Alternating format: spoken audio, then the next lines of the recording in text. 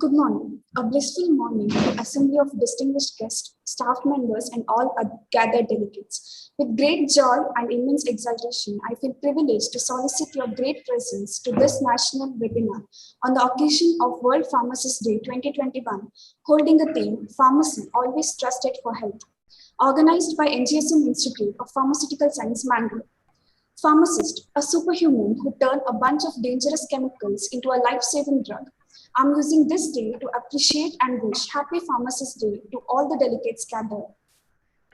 The purpose of Pharmacist Day was brought to life at FIP Council 2009 in Istanbul to encourage the activities that promote and advocate for role of pharmacists in improving the health in every corner of the world.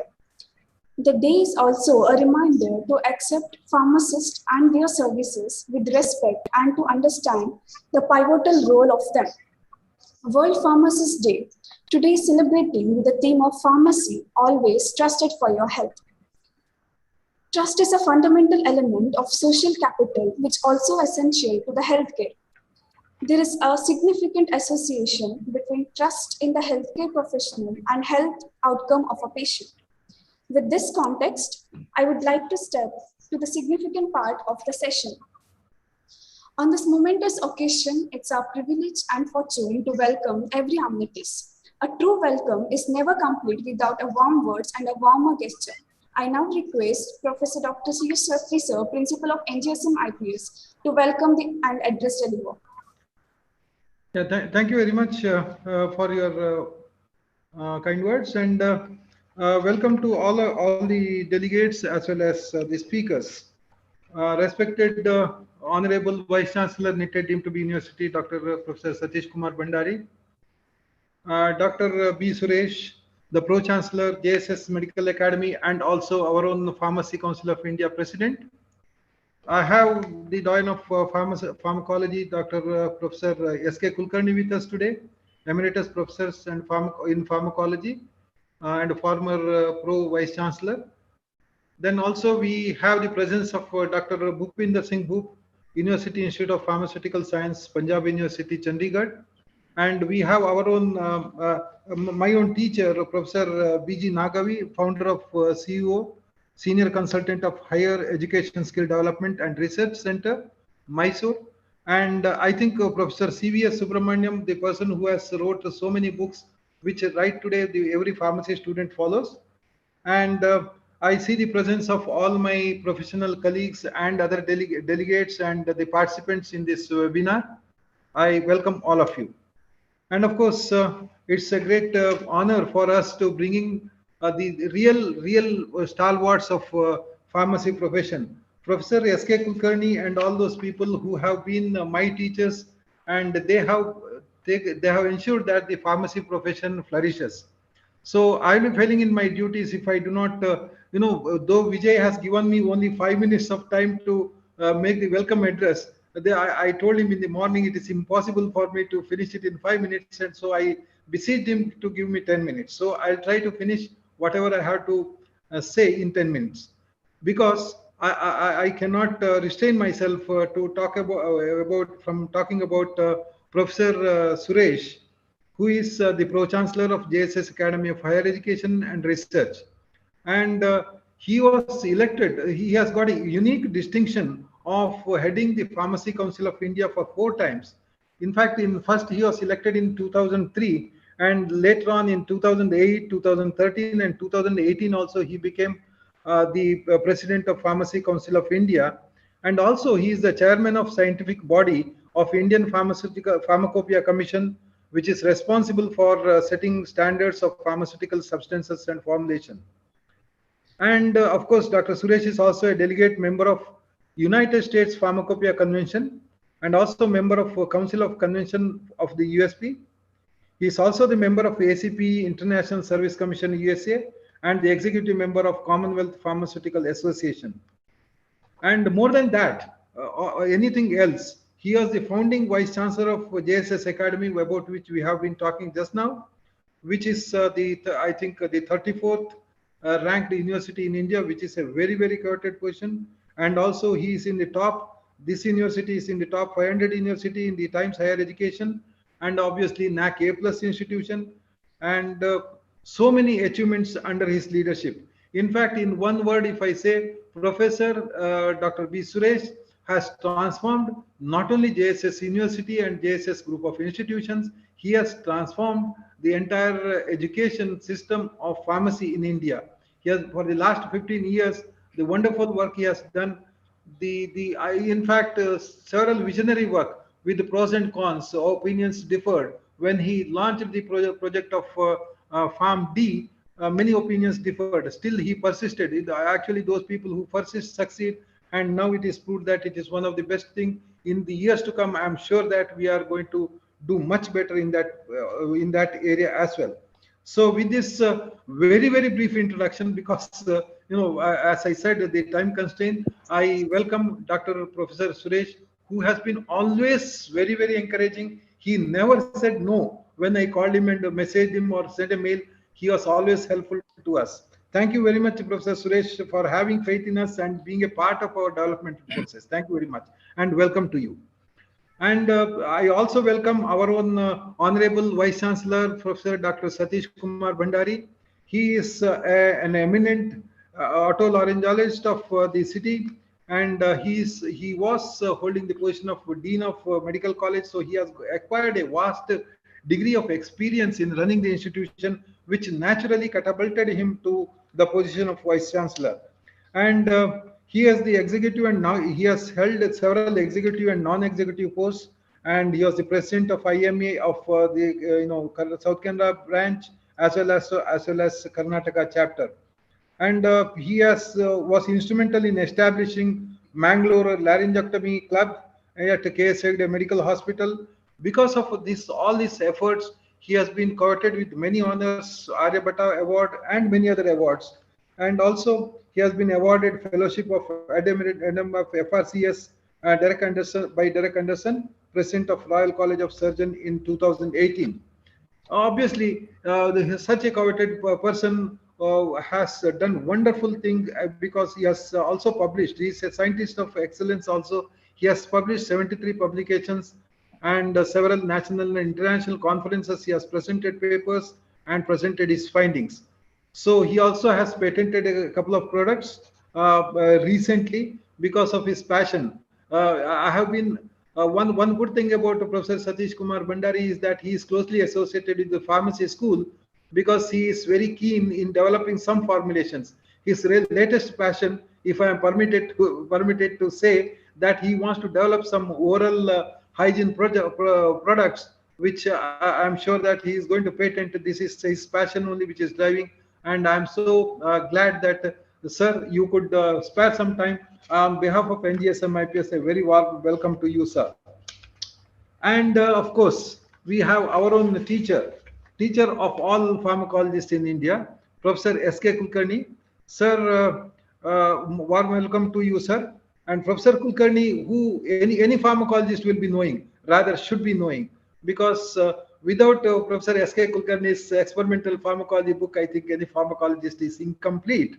So that's how it is. His contribution to the pharmacology research and the neurosciences is enormous. He is the former dean and chairperson of Faculty of Pharmaceutical Science.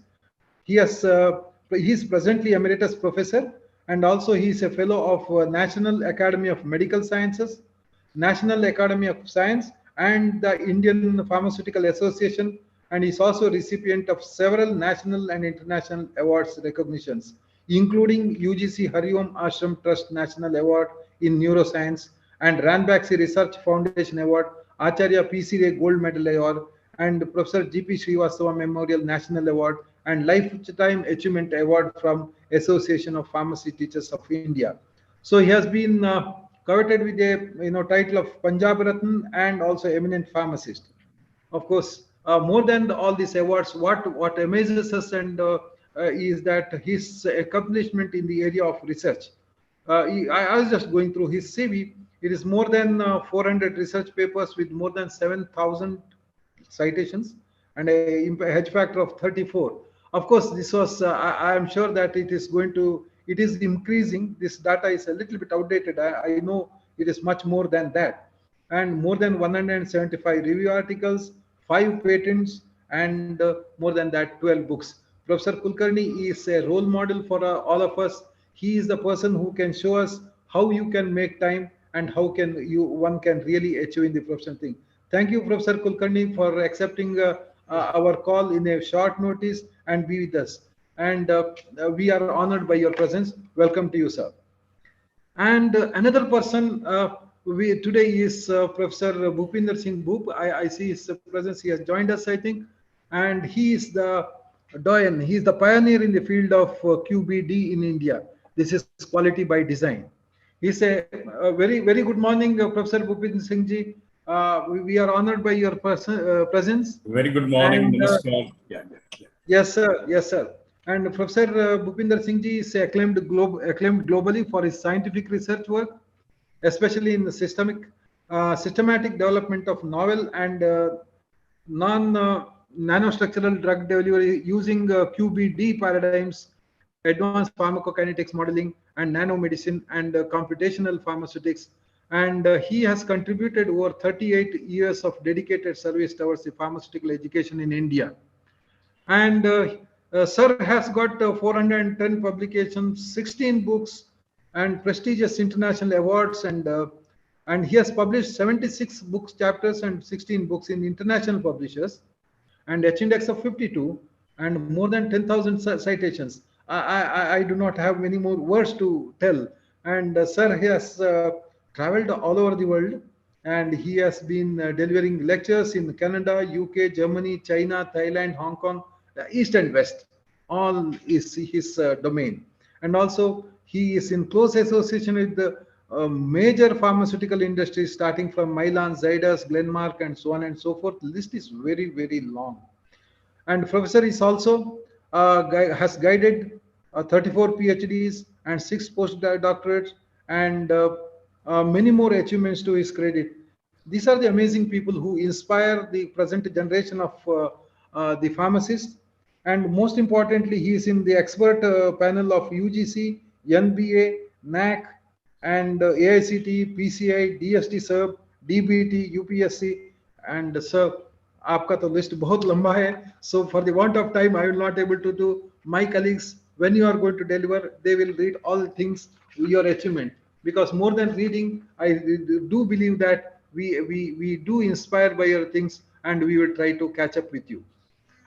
Then we have most welcome to you, sir, for Nitte group of institutions. I think it is the first time you are visiting us, and maybe after this we can have some discussion and briefing. Our vice chancellor will say something about our institutions. You are first time you are joining us, and we will have more interaction in the days to come. And we also have one more person, eminent person, who is a great teacher, Professor CVS Subramaniam, who has not joined, who will be joining.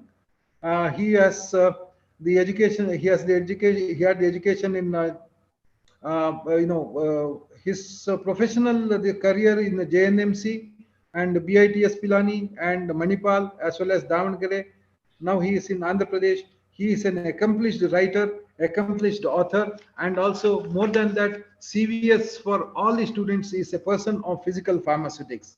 If anybody wants to talk about pharmaceutical engineering or production management, and his latest entry is in the area of computer-aided drug design and pharmaceutical regulatory affairs. So most of our students, I see, which book you are referring? It is CVS Subramaniam. CVS has become a common name, and he is a real motivator that way. I understand his colleagues tell me that he gets up every day morning at 4 o'clock and starts writing books. I could not write even one book, and I don't know how Professor is devoting time. It's an amazing achievement. Professor CVS Subramaniam, welcome again. You are our own man. You have been associated with us quite long time in Manipal, and welcome back to NGSM IPS again. And my own teacher in BITS Pilani, of course, Professor CVS Subramaniam, Nagavi, and I share one common thing. We are all from BITS Pilani. So Professor Nagavi was my teacher in Pilani for a short period of time. And he is now working as the founder and CEO of Higher Education Skill Development and Research Center in Mysore. And from January 2007 to 17, for 11 years, He was the professor and founding dean of Ras Al Khaimah College of Pharmaceutical Science in UAE.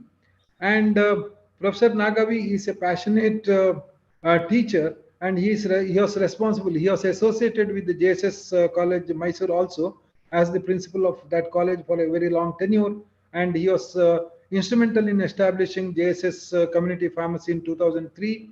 And his association with Australian universities have really changed. I mean, brought a new dimension to the profession of pharmacy practice. And he has guided 40 PGs and 5 PhDs there, and also he wrote regularly for the editorial column of IJPER, where he was an editor for quite a long time. And he is also a member of board of director of Asian Association of School of Pharmacy, and a member of EXCOM, and vice president of IPA in 2000 to 2006. And also he was the reviewer of many journals, what I see here, and has got more than 70 international and national publications. And he has received a Distinguished Teacher Award. And his career graph is he did his graduation from Government College of Pharmacy, Bangalore, and his master's and PhD from BITS Pilani. And now he is a passionate teacher. I know him for last 15-20 years. I had the privilege of visiting JSS Pharmacy College when he was the I could see him working, how passionately he will explain what his ideas are. And it is we are lucky to get him also today. Professor Nagavi will be speaking on the passionate subject of his passion. I think teaching methodology. That's what he was referring earlier when I called to him. So it is really, I think I should congratulate and thank my colleague, Professor Vijay Kumar, who has brought all the people together. I hope I have not exceeded my time limit. We are all very, very ears to hear from all the stalwarts. I once again welcome all of you, sir, with the folded hands and with all humbleness. And thank you very much for making my day. You have made my day, and the people, more than 100 people I see there listening to you. I think the things will be much more brighter in the days to come, and we are all ears to you. Thanks one and all, and welcome all the people who are there. Thank you very much. Welcome. Over to Vijay, please. Petra, please. Thank you, sir. I would request Dr. Professor Satish Kumar Bhandari, sir, Vice Chancellor, Nitte, deemed to be University, for the opening remarks. Very good morning. Happy World Pharmacist Day. Chief guest for the day, great visionary, Pro-Chancellor as well as the President of Pharmacy Council of India, my good friend, Professor Dr. Suresh, and very distinguished speakers for the day, teacher of the teacher. And I understand the two distinguished speakers have taught our principal of the pharmacy school, Professor Kulkarni and Dr. Bhupinder Singh from Punjab University. One of the very distinguished personalities in pharmacy field of pharmacy. Professor Nagavi and Dr. and other guest distinguished speakers. The person behind this interesting program, the principal of the very dynamic principal of the school, Dr. C.S. Shastri, Dr. M. Vijay Kumar, the coordinator of this special day celebration. It's my privilege, indeed, it's my privilege to be part of this celebration.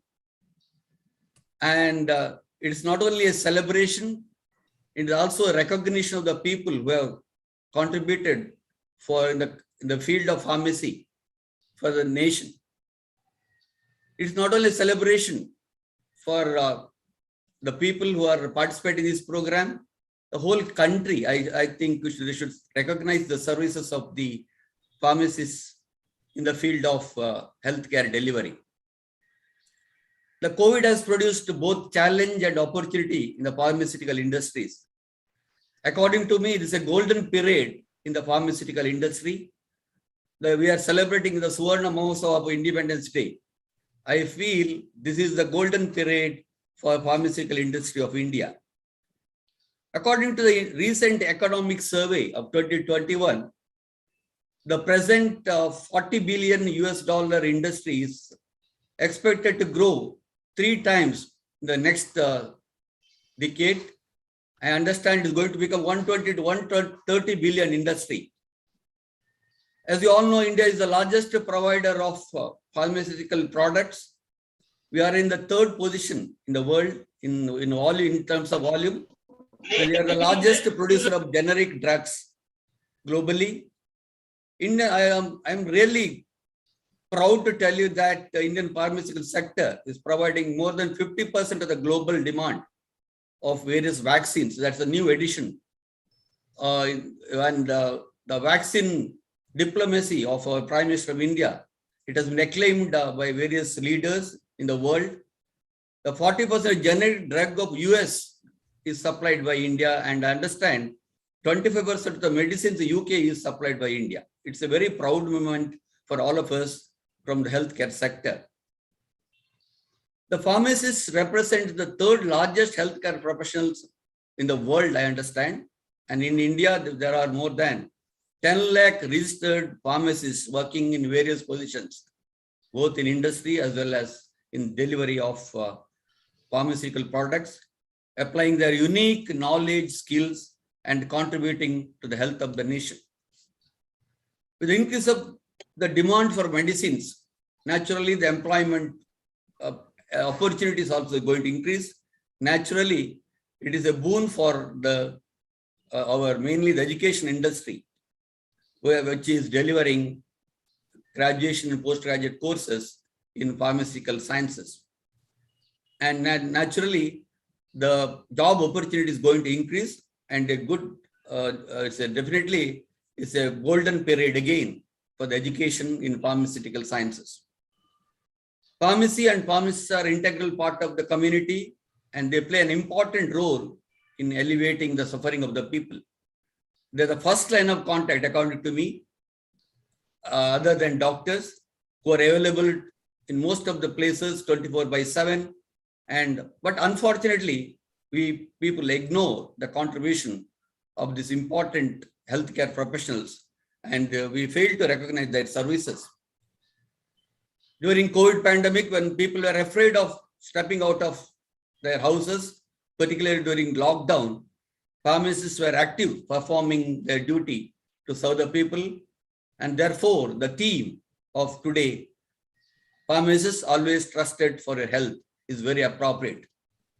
The trust is an important factor in every relationship. Trust between the pharmacist and the patient is very, very important. I congratulate Professor Shastri for bringing doyens in the field of pharmaceutical education and administration. And I hope all the participants will be really delighted to hear their leaders speaking. I congratulate Dr. Suresh for accepting our invitation and participating and delivering the keynote address. And also, I congratulate the distinguished speakers, Professor Kulkarni, Professor Bhupinder Singh, and Professor V.G. Nagavi for accepting our invitation to participate in this World Pharmacist Day celebration and giving their insights about this particular important field in healthcare sciences. Nitte University is, as Shastri said, is a young university. We are just 13-year-old university, but we have done well in this very early period of our very young in the university. As you all know, the university is Nitte actually is not an acronym. It is a name of the place. It's our founder's village, Nitte. Mr. K. Segde, a former judicial luminary and Supreme Court judge, he was the Speaker of Lok Sabha, and after retirement, he settled down in his village, Nitte, and he started a school there. The seed which was sown in the year 1979, now it has grown into a mega tree with more than 3 campuses, with 36 institutions and more than 22,000 students and 4,000 faculty.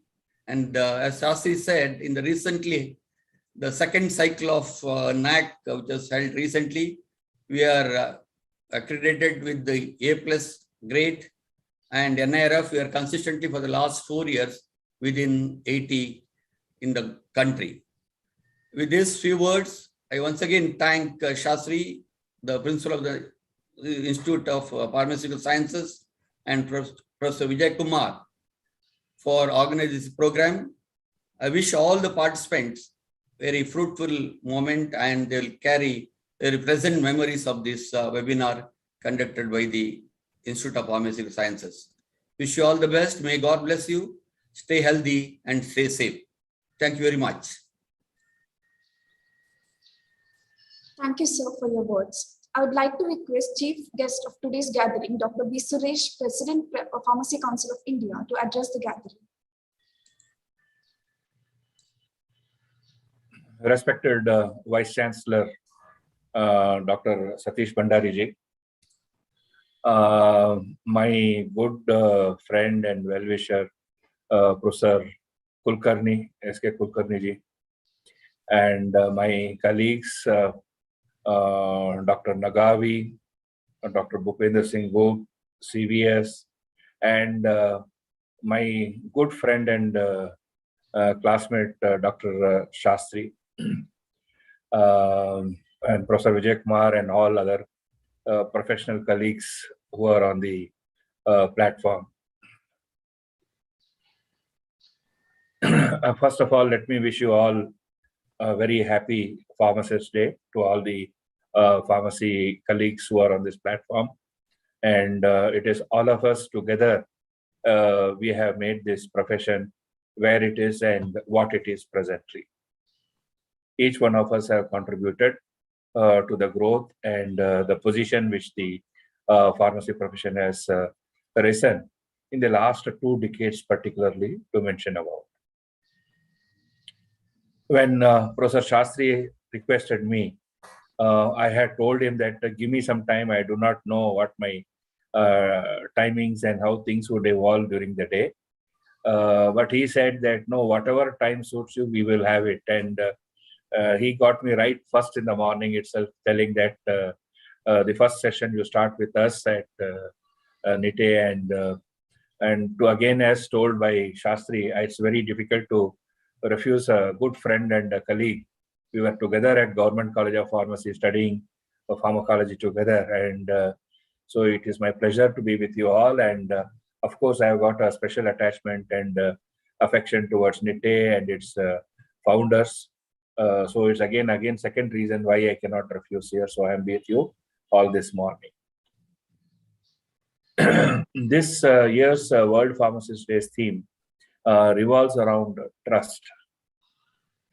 The reason why the theme trust has been brought into focus by the FIP, that is the International Pharmaceutical Federation, which sorts of moves the World Pharmacist Day across the globe, is that during the pandemic, which the COVID-19 provided the challenge to us, and particularly the humanity itself, pharmacists across the world were expected to carry out varying roles, though they may not directly be engaged in providing the healthcare to the patient in the COVID wards or in other such situations. But definitely they were the people behind making sure that the quality medicines are available to the patients across the country, not only for COVID purposes, but even for the other ailments which the I would say the rest of the world had forgotten about the people who are having other ailments, be it lifestyle diseases or other infectious diseases. They all went to a backseat. But in this background also, the pharmacists and the pharmacy professionals across the country made sure that the medicines are available across the thing. So this trust became the theme of the this year's Pharmacists Day celebration. Now, what does this trust really mean to all of us? I mean, when we tell in our regular parlance, I trust this guy, that means you believe in him. That is, you believe that person, and you will trust him for varying degrees. Some people would say, I trust him with the work. Some people would say, I trust with him with life. I trust with anything. So people keep talking about trust in that particular manner, that you believe a person and you are able to do it. Another definition for the trust is like, you are giving a certain property, or you are overseeing a certain property for the benefit of the another. So I think both the roles we are performing as pharmacists. The patient gives himself to us and trusting us that we are going to provide him the right medicine so his life is safe. So I think that is one of the major trust which we are doing. Somebody is risking you with their life, and they are expecting you that you will provide the right medicine to the him so that he can take the medicine. Even though one may argue that the prescription is written by the physician, and the patient, the pharmacist only dispenses the medication. But the world has moved in quite a big way even now, and many of our colleagues, even in the who were in the middle of the COVID pandemic, who were in the COVID wards administering, whether it is remdesivir or the cocktail antibody mixes which were available, or whichever it was there, they were heavily relying on the information about that medicine to be available to them to provide the care that they have to give.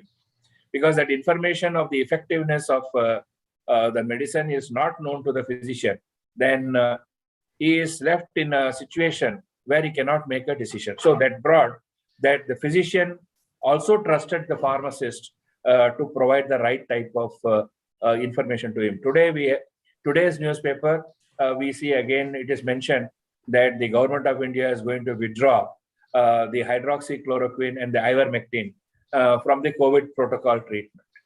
So now these type of changes that are happening in the healthcare, they have to be dependent on the basis of science and data, and that data should be trustworthy for any organization to take such decision and pass it across to the people.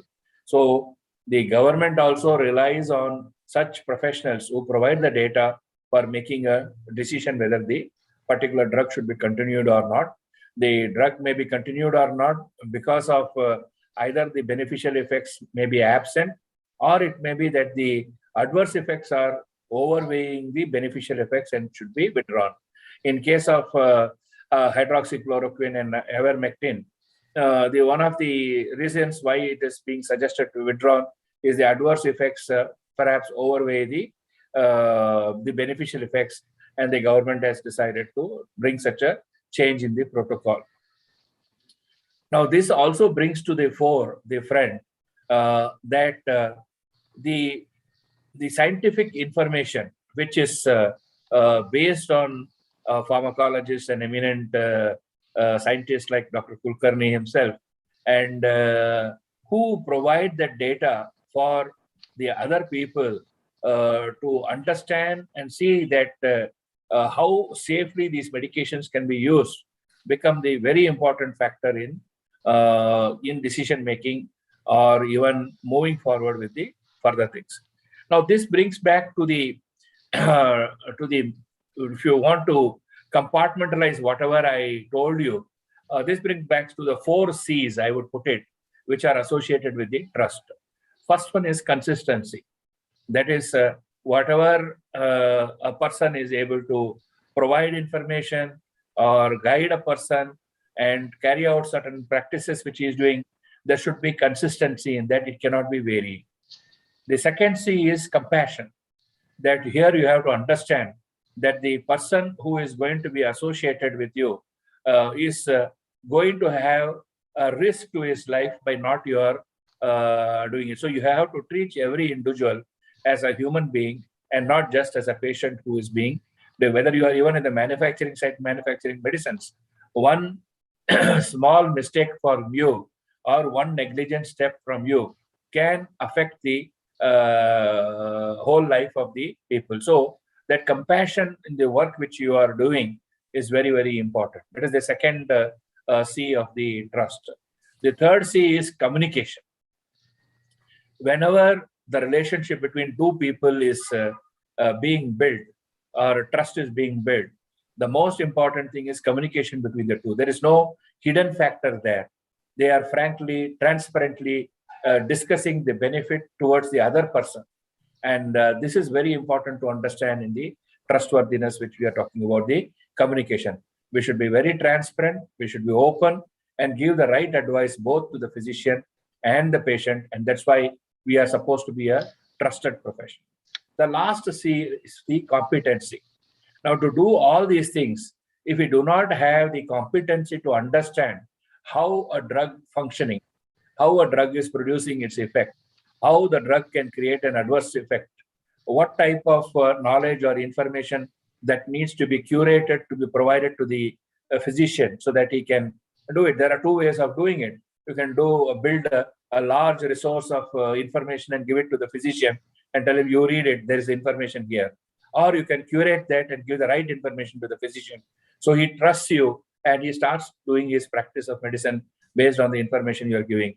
Similarly, you curate the information to the relevance of the patient, which is required. And that knowledge, these competencies are built in you as a pharmacist, and you are the only expert in medicines, is what I would like to tell. You are the only expert in medicine, and this competency is very unique to the pharmacist. So I think this is the fourth C, which is very, very important. So what I would like to say is, if you take these four C's, and if you see whether they are working in isolation, let us say you have consistency in whatever you do, but you do not have the competency of knowledge of medicines. What is the use of that consistency as a pharmacist? It doesn't work. Similarly, if you look at compassion, you are a very compassionate person, but you are not consistent. You are good to one person, bad to another person. Or you are having a competency that does not suit the role of a pharmacist. It doesn't work. Then similarly, if you look at communication, you may have excellent knowledge, but you do not communicate that to the patient or the physician. So what is the use of that knowledge if you're not able to communicate? And similarly, you have all the competence in you to be the pharmacist, but you don't communicate, you are not compassionate, you are not consistent, then again, it doesn't mean. So what I am trying to tell is, these four C's in isolation cannot make you a trustworthy pharmacist. All the four C's together only can make you a trustworthy pharmacist. I think this is the message I would like to give to my colleagues across that people trust in us. And I would go even to the extent, the Supreme Court in its judgment in March 5th, 2020, trusted the pharmacy profession and the pharmacy council and told that, yes, what you do and what you prescribe is going to be the law for the country. So the court also has trusted the profession that we are able to regulate ourselves. We are able to provide our own guidances and be able to do it. The government has trusted us in many ways and passed various regulations which are required for the effective implementation of the profession. Several students joined the profession trusting us that they have a very good future ahead of them. I think when we all see that everybody is trusting in us, I think what is little bit missing sometimes I feel pained about is our trust in ourselves. We sometimes ourselves are doubtful and try to say, why can't we do like some other profession? Which I totally always disagree. I said, even now while I was informally discussing in the beginning, I said, yes, we can learn from other professions, whether it's the engineering profession or the medical profession or even humanities for that matter. We can learn from the profession and see how these best practices can be done. So the most important message I would like to give is, first, we have to have the trust. That means the belief in ourselves that we are pharmacists, we are what you call as competent to be the experts of medicines, and we are very compassionate towards the community around us, be it the physicians or the patients, and we will communicate all our knowledge to the people. And lastly, we'll be consistent in whatever we do, I think is the message I would like to tell. And once again, I congratulate the leadership of Nitte group of institutions, its chairman, vice chancellor, my good friend Shastri, Vijay Kumar, and all of you, and my professional colleagues for joining this morning. And let us build trust amongst ourselves. Let us nurture the trust which people have in us and become really a unique profession which everybody respects and continues to respect us. Thank you very much for inviting. Thank you all. Thank you so much for that wonderful speech. It is, you have given a slogan today, C for World Pharmacist 2021. C4 speech for World Pharmacist Day 2021. Thank you so much, sir. So though it is not a concluding, it's not the concluding remark, but it is my duty. So to thank you with folded hands. So in spite of your busy schedule, we know that the whole country, each and every institute wants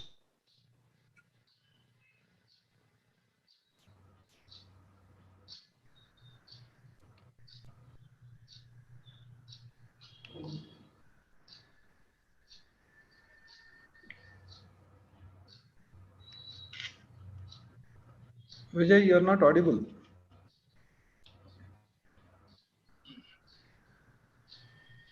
Yeah, Professor Suresh, can you hear me? Yeah, I'm there.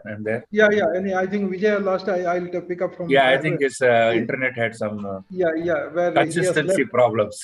Yeah, that is the Dr. Suresh. That is the trust we have on our internet communication. Yeah, that's how it is. So thank you very much, Professor Suresh. I know your time is very precious. Yeah. And I will get back to you again because we have got some more bigger things planned for 2022. Together we can make a difference. Thank you very much for gracing the occasion. Thank you. I'll be here for a while. I'll be on the line listening to all the stalwarts. Oh, yes. Thank you very much. Then that adds double the pleasure. Yes, sir. Yeah. Thank you, sir. To begin with the session one, I request Professor Dr. Kulkarni sir to grace the audience. Even though principal has introduced you, it's my duty to introduce to the audience. Professor Srinivas Krishnarao Kulkarni, former Pro Vice Chancellor from the Punjab University, Chandigarh, is an eminent pharmaceutical scientist and widely recognized for his contribution to the pharmacology research and neuroscience. Former Dean and Chairperson of the Faculty of the Pharmaceutical Science, Dr. Kulkarni is presently a professor. He is a Fellow of National Academy of Medical Science, National Academy of Science, and the IPA, and the recipient of several national recognition, including UGC Hariom Ashram Trust National Award in the Neuroscience, Ranboxy Research Foundation Award, Acharya PC Ray Gold Medal, Professor G.P. Srivatsava Memorial National Award, and Life Science Achievement Award of the Association of Pharmaceutical Teachers of India. He has been honored with the titles of Punjab Ratna and Indian Pharmacist in recognition of his distinguished services to the education, science, and society. Dr. Kulkarni has published more than 400 research papers, 175 review and professional articles, and 5 patents and 12 books. His recent book entitled Pharmacologist of India, which covers pharmacology researches in India during the past 7 decades. He has guided 30 PhDs and 45 MPharm theses, a Fulbright visiting scholar of US Education Foundation, consultant to WHO, and a member of the Indian Pharmacopoeia Committee. Dr. Kulkarni is the General President of the 53rd Indian Pharmaceutical Congress and Secretary General of Indian Pharmacological Society. Dr. Kulkarni has been visiting professor to the University of the British Columbia, Texas Health University, University of the Oklahoma, and the University of the Illinois, and most recently to the University of the West Indies, Trinidad. He served as the director of the Bombay College of Pharmacy, University of Mumbai. He works as a consultant in the higher education. Over to you, sir. Good morning to all of you. Can you hear me? Yes, sir. Sir, I just wanted to tell you that you can take your time because CVS sir told that he will take only 15 minutes. So you can take some time, sir, not an issue. Okay, once again, good morning to you, all of you. Thank you, Dr. Shastri, Dr. Vijay Kumar, and the Vice Chancellor of Nitte for inviting me to participate in this World Pharmacists Day celebrations. And at the outset, let me greet all of you on the World Pharmacists Day, 25th September 2021. many of the youngsters who are listening to various deliberations of this meeting may not be knowing why we are celebrating 25th September as the International Pharmacist Day.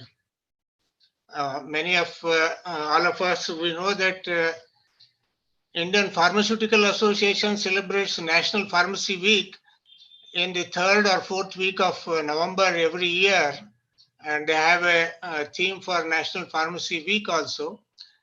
But for the last 10 years or so, more specifically from 2009, all over the world, we have suddenly started celebrating International Pharmacist Day. This was decided by FIP, International Union of Pharmacy, in 2009 to celebrate 25th September as the International Pharmacist Day, because that was the day when FIP was formed way back in 1912, almost 110 years ago. FIP was formed, but only in 2009 at their annual convention in Istanbul, Turkey, they decided that all of us should celebrate International Pharmacist Day. And the idea behind that, they realized that, pharmacists should make public aware of their contribution to health sciences. And as Dr. B. Suresh a while ago talked about, trust in pharmacists, which can help the general public to take a quality medicine and get their ailment relieved from taking various medicines. In the last almost 2 years, the whole world is experiencing one of the greatest health emergencies ever seen in the last 100 years.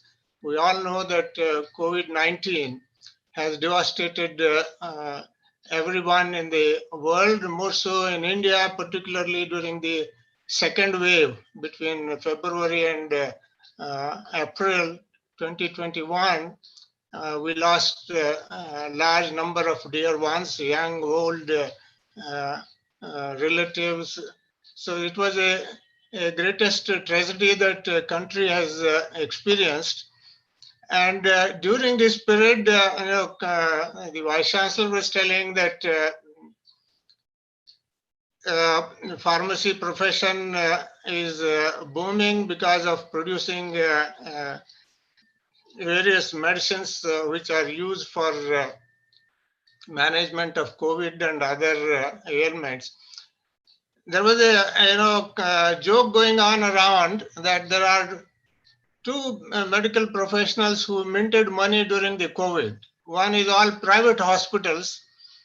Most of the general hospitals, they were converted into COVID hospitals. And, I don't have to spell out how the COVID patients sold their property to get treated. The other one is pharmaceutical industry.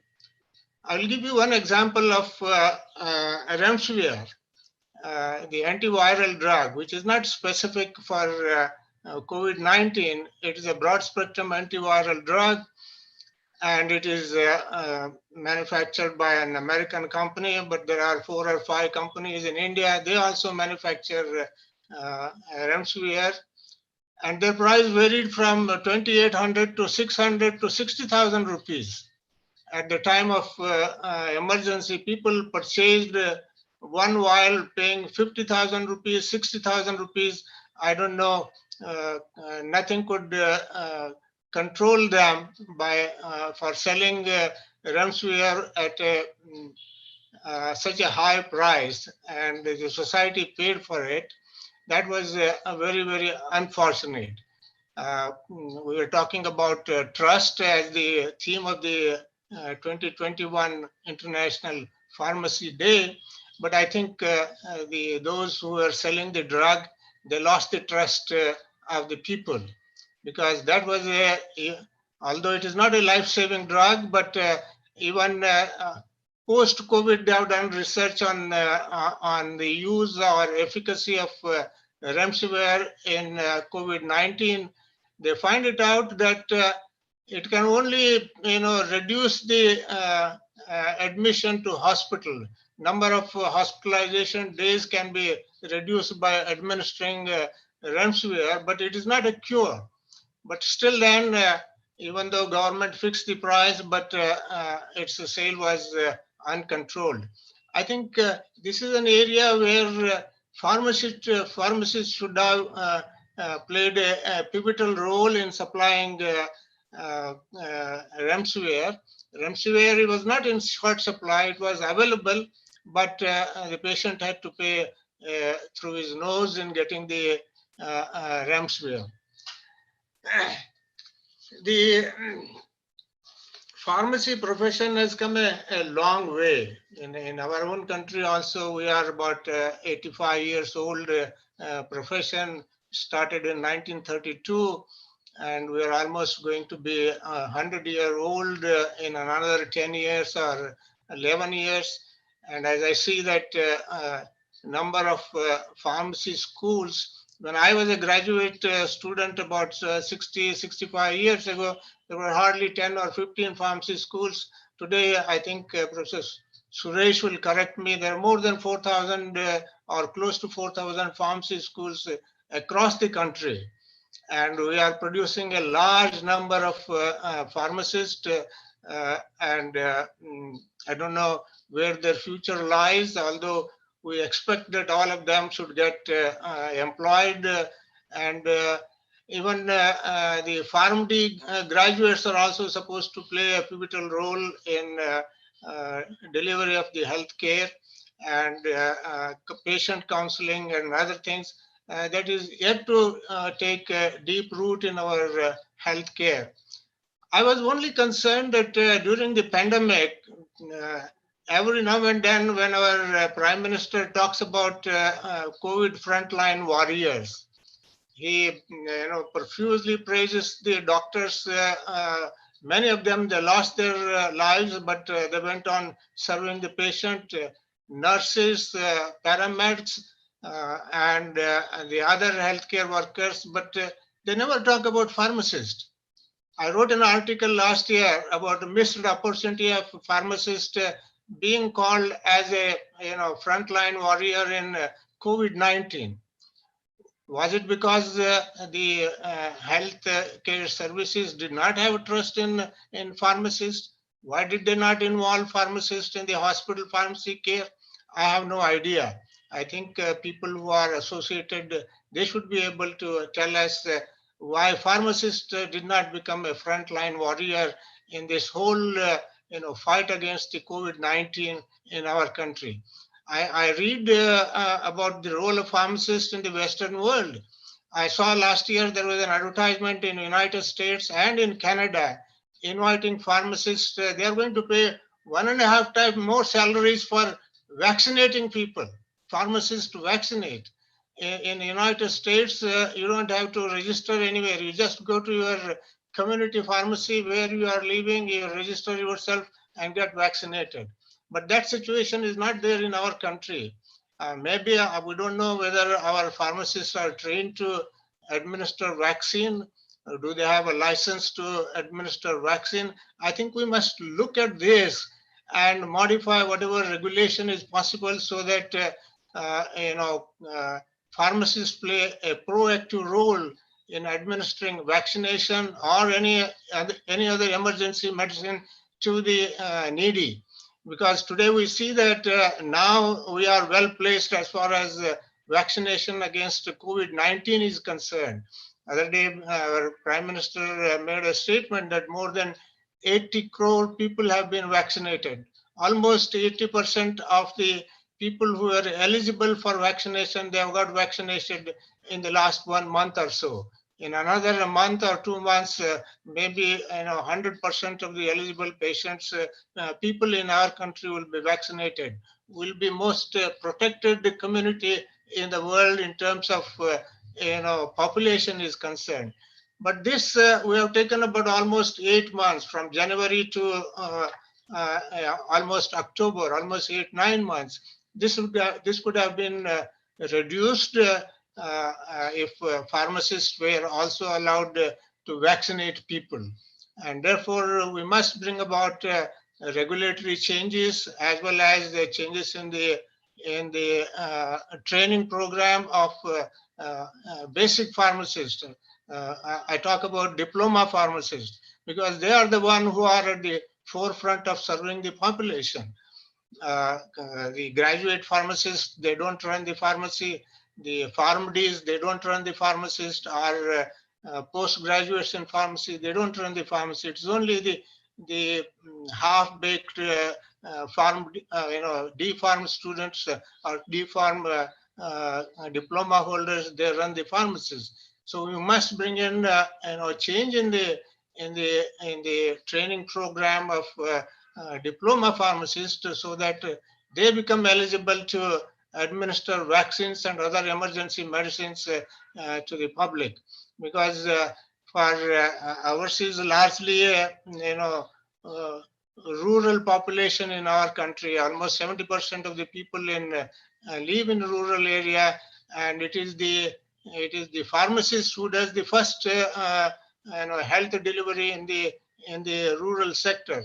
And that's where more training and more communication skill is needed. And we must bring in some changes in our diploma curriculum and training program to enhance the trust. What the theme of the today's International Day theme for pharmacist, always a trusted man. That has to happen. And I don't have anything else to say. That we must improve the training program of diploma holders more than anyone else in the other pharmacy specialty, because they are the one who are, in my opinion, frontline. They can become frontline healthcare workers in not only managing COVID, but also managing any other ailment. I once again thank Nitte Pharmacy School and all those are associated with the organization of this International Day. And I once again compliment everyone on the International Pharmacist Day. Thank you very much, Dr. Shastri, Dr. Vijay Kumar, and Dr. Bhandari. Thank you, sir. It was immense honor to hear from you. Let us move to the second session of the day. I request Professor Dr. C.V.S. Subramaniam, sir, to take over the session. His research area of interest are physical pharmacy and preformulation studies, solubility behavior, solubilization of poor water-soluble drugs, novel drug delivery system, and many more. He has completed his B Pharmacy and M Pharmacy from the College of Pharmaceutical Science, Andhra University, Visakhapatnam, and secured his PhD in 1986 from the pharmacy discipline, Birla Institute of Technology and Science, Pilani, Rajasthan. He previously served in various institutions such as College of Pharmacy, Jain Medical College, Belgaum, Pharmacy Discipline, Birla Institute of Technology and Science, Rajasthan, College of Pharmaceutical Science, Manipal, Karnataka State, and Bapuji Pharmacy College, Davangere, Karnataka State. He has received about 50 lakh research funding by the AICTE Government of India. He has been awarded with a good teacher chosen by the students of the College of Pharmaceutical Science, Manipal, to the sector ballot, and Ranboxy Research Award of Pharmaceutical Sciences given to the guide, Professor Ashish Vatsara. Has published 35 national and 30 international journals. He has delivered 12 plenary and 20 guest lectures.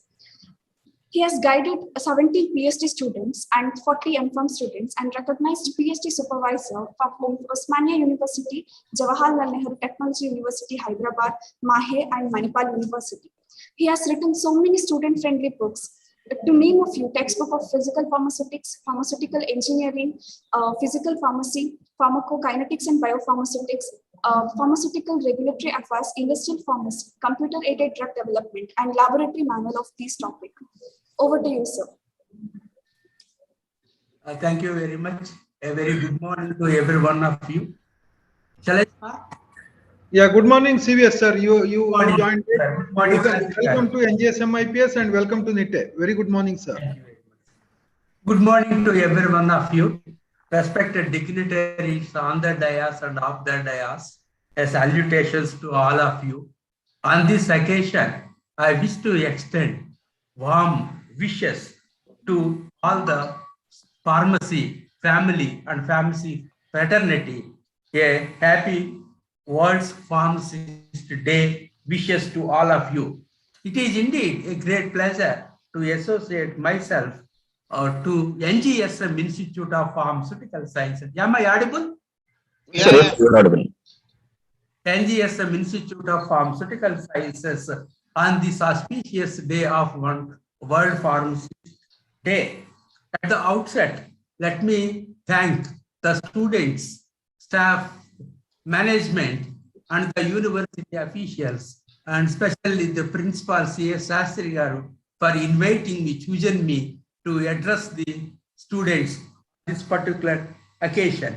In fact, I know right from the beginning, NGSM Institute of Pharmaceutical Sciences, it has built up a lot of trust in the community, and it has led a long way pharmacy education to the needy. And it has completed Silver Jubilee celebrations also, and moving forward to Golden Jubilee celebrations. So all this happened just because a trust between the students and the staff, students and the faculty and the principal, faculty and the management, and students, etc. by and large.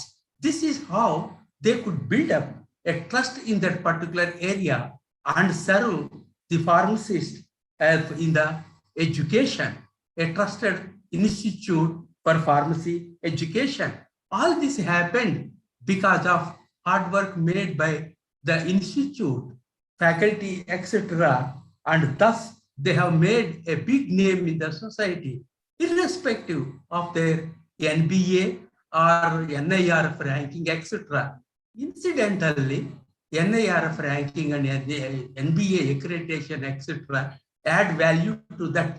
But apart from that, they have the intrinsic ability to build up the trust in the community, which has been attracted them.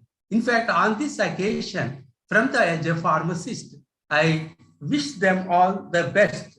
What I mean to say at this particular point, by saying the trust, that means in the management parlance, if you understand this as branding, NGSM is a brand institute for education in pharmacy. So therefore, branding is very important, and therefore pharmacy as a profession has a brand itself. And this we have to understand. This has not come in overnight. It has come out over a long struggle by several people. Now, let us understand what is trust, etc. Trust can be understood. Is it faith or is it perspective? Because in the olden, my early days, I used to have faith in medicine, have faith in doctor, have faith in all these things. Have faith. Do you mean that our trust is same as the faith in pharmacists? So I feel then the faith. After what is faith? When you talk about faith, we have got a lot of number of various shades of faith. For me, faith remembers me magic remedies and objectionable advertisements act.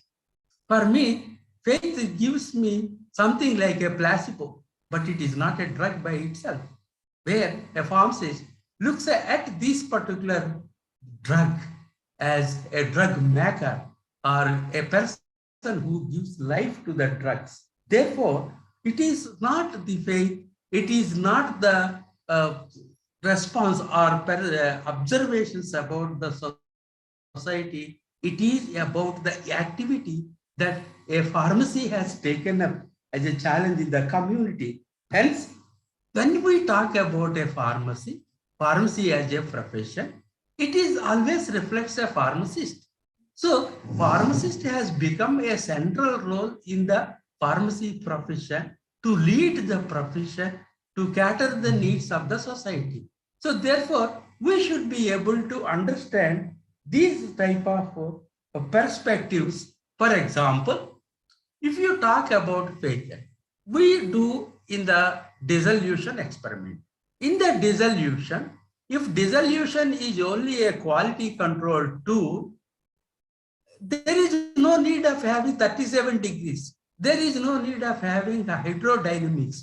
There is no need of having simulated gastric fluids, simulated intestinal fluids, fat state. Actually, all these are not required because 20 years back, when we studied pharmacy, it is only glass apparatus. I used to wonder how a glass apparatus can mimic a human body. Having made a journey over 25 years, today we have to come to believe, to understand, because we have understand the mechanism. Today, a simple dissolution apparatus, an in vitro method, a Glassman apparatus can mimic the human behavior. See, this is what is required. Say, for example, you are studying computer-aided drug development in M.Pharm. You do simulations. You do a lot of input and output, etc. But you are never worried about what is the output or what is the input, how the output is being generated, how dissolution is mimicked to the body. So the mechanistic aspects, what are the mechanisms that are happening in the body? Same mechanisms we try to reproduce in the in vitro model, then only we will recognize the value of the output.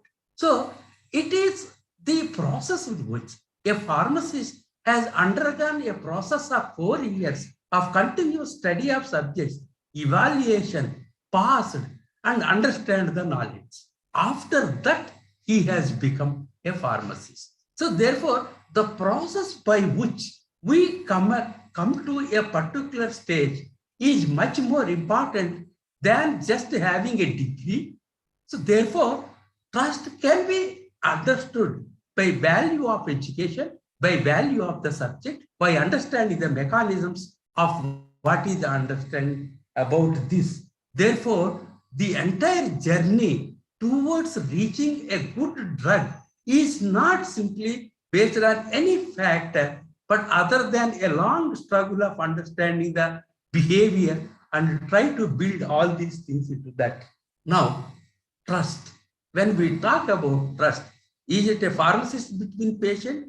Is it a pharmacist between doctor? Is it a pharmacist with the healthcare professionals? It is a trust among all the people. The characteristics of trust, what are they? It is the quality, it is the transparency, and it is the service that is generated to the community. All these things will put together, build up a trust. And I will give you what a pharmacist as an individual can do. See, when I go to market to purchase a medicine, first thing I will do, who manufactured this? We read all the other things also. But if it is Reddy Laboratories, we have a lot of trust. We purchase Reddy Laboratories product, not because we have went to Reddy Laboratories and saw, not because we have observed how they have produced the tablet. We know because they have followed all the procedures that are being prescribed by the regulatory affairs, that are being how rigorously they have done. This is what is called as trust. And we also believe that particular. To build up the trust as a pharmacist as a central point, what individually a pharmacist can do. This is something like an action plan which everybody try to do it on their own. Just to call you an incident, when I have studied my B.Pharm course, I used to enjoy only biopharmaceutics subject very well because it learned me many things. It taught me when antibiotics are to be administered, when vitamins should be administered. it taught me how a chewable tablet should be taken. It taught me how proteins and calcium tablets should be taken in spaced manner. So several issues we have learned as a pharmacist, and it is this particular knowledge we alone have. So therefore, a pharmacist in a house is considered to be a value. A pharmacist house is a trusted person. He should take care of his family healthcare needs. That is the starting point. If you move on to the next, in the neighborhood, how a pharmacist is able to help? Because these are small things. These we have learned over 4 years. Are we able to share this particular knowledge with neighbors? Are we able to share with the community? How we are able to support the people with our background, with our knowledge? This is what is more important. If we can do this, that the trust between a pharmacist or a pharmacy profession will start beginning. It is no end, but it has to do that particular manner. Because several times people will ask, whenever a medicine is there, everybody will ask us only, what is a central stage, and he is the central. And through this, I recall a few more incidents. See, once upon a time, we say doctor, a pediatrician, a clinic, what is called as a practitioner. After that, it has become family doctor, family medicine, something like a family pharmacist, a family medicine, that is important. There is one more logic I think. There is, in medicine, there is a community medicine. But we have a community pharmacist. This community pharmacist is much more than community medicine, because this person, this community pharmacist, is every day in contact with the patients. So trust can be achieved by deeply going into the society, meeting the people. Till now, we have done wonders in producing drugs. We are producing several drugs to the other countries, etc. Exports are very high. Everybody in the world has got a lot of trust on us. And with the advent of pharma course, we are reaching in large numbers, not like 40 years back, in large numbers, protruding into the society, serving the society, thereby build up a brand image, build up a trust when it comes to medicines. This is what we have to do that. Then comes to the pharmacist as a vocation. A pharmacist has a wide number of roles to play. When he has to play the roles, then he is a teacher, he is a ministerial pharmacy, he produces the drugs, etc. So therefore, wherever a drug is there, the pharmacist has come into play. He has to play whatever his vocation. Vocation means job. It with the utmost vigor. At the same time, he also should have linked with the society, with the other people, so that this knowledge of pharmacy, what we have here, should be propagated irrespective of our vocation or job, whatever we are doing, whether we are regulatory affairs or industrial pharmacists or educational institution. Therefore, our vacations are more, but we have a common objective of going to that. Today, in olden days, people used to say, knowledge is power. Today, is really knowledge is power? Because knowledge is available in the internet. So whoever is having internet is a power. So if you look at the computer and try to understand what is happening there, always we say no, GO and GI, garbage in, garbage out. So therefore, a lot of information is there. And now a common man, everybody knows the language. They refer to internet and get so many things. But what is that the pharmacist should make a difference in this? There is a lot of information. I will just give you one more example. When any critical case is there, a patient and relatives will go from one doctor to another doctor. What they say, first opinion, second opinion, and third opinion.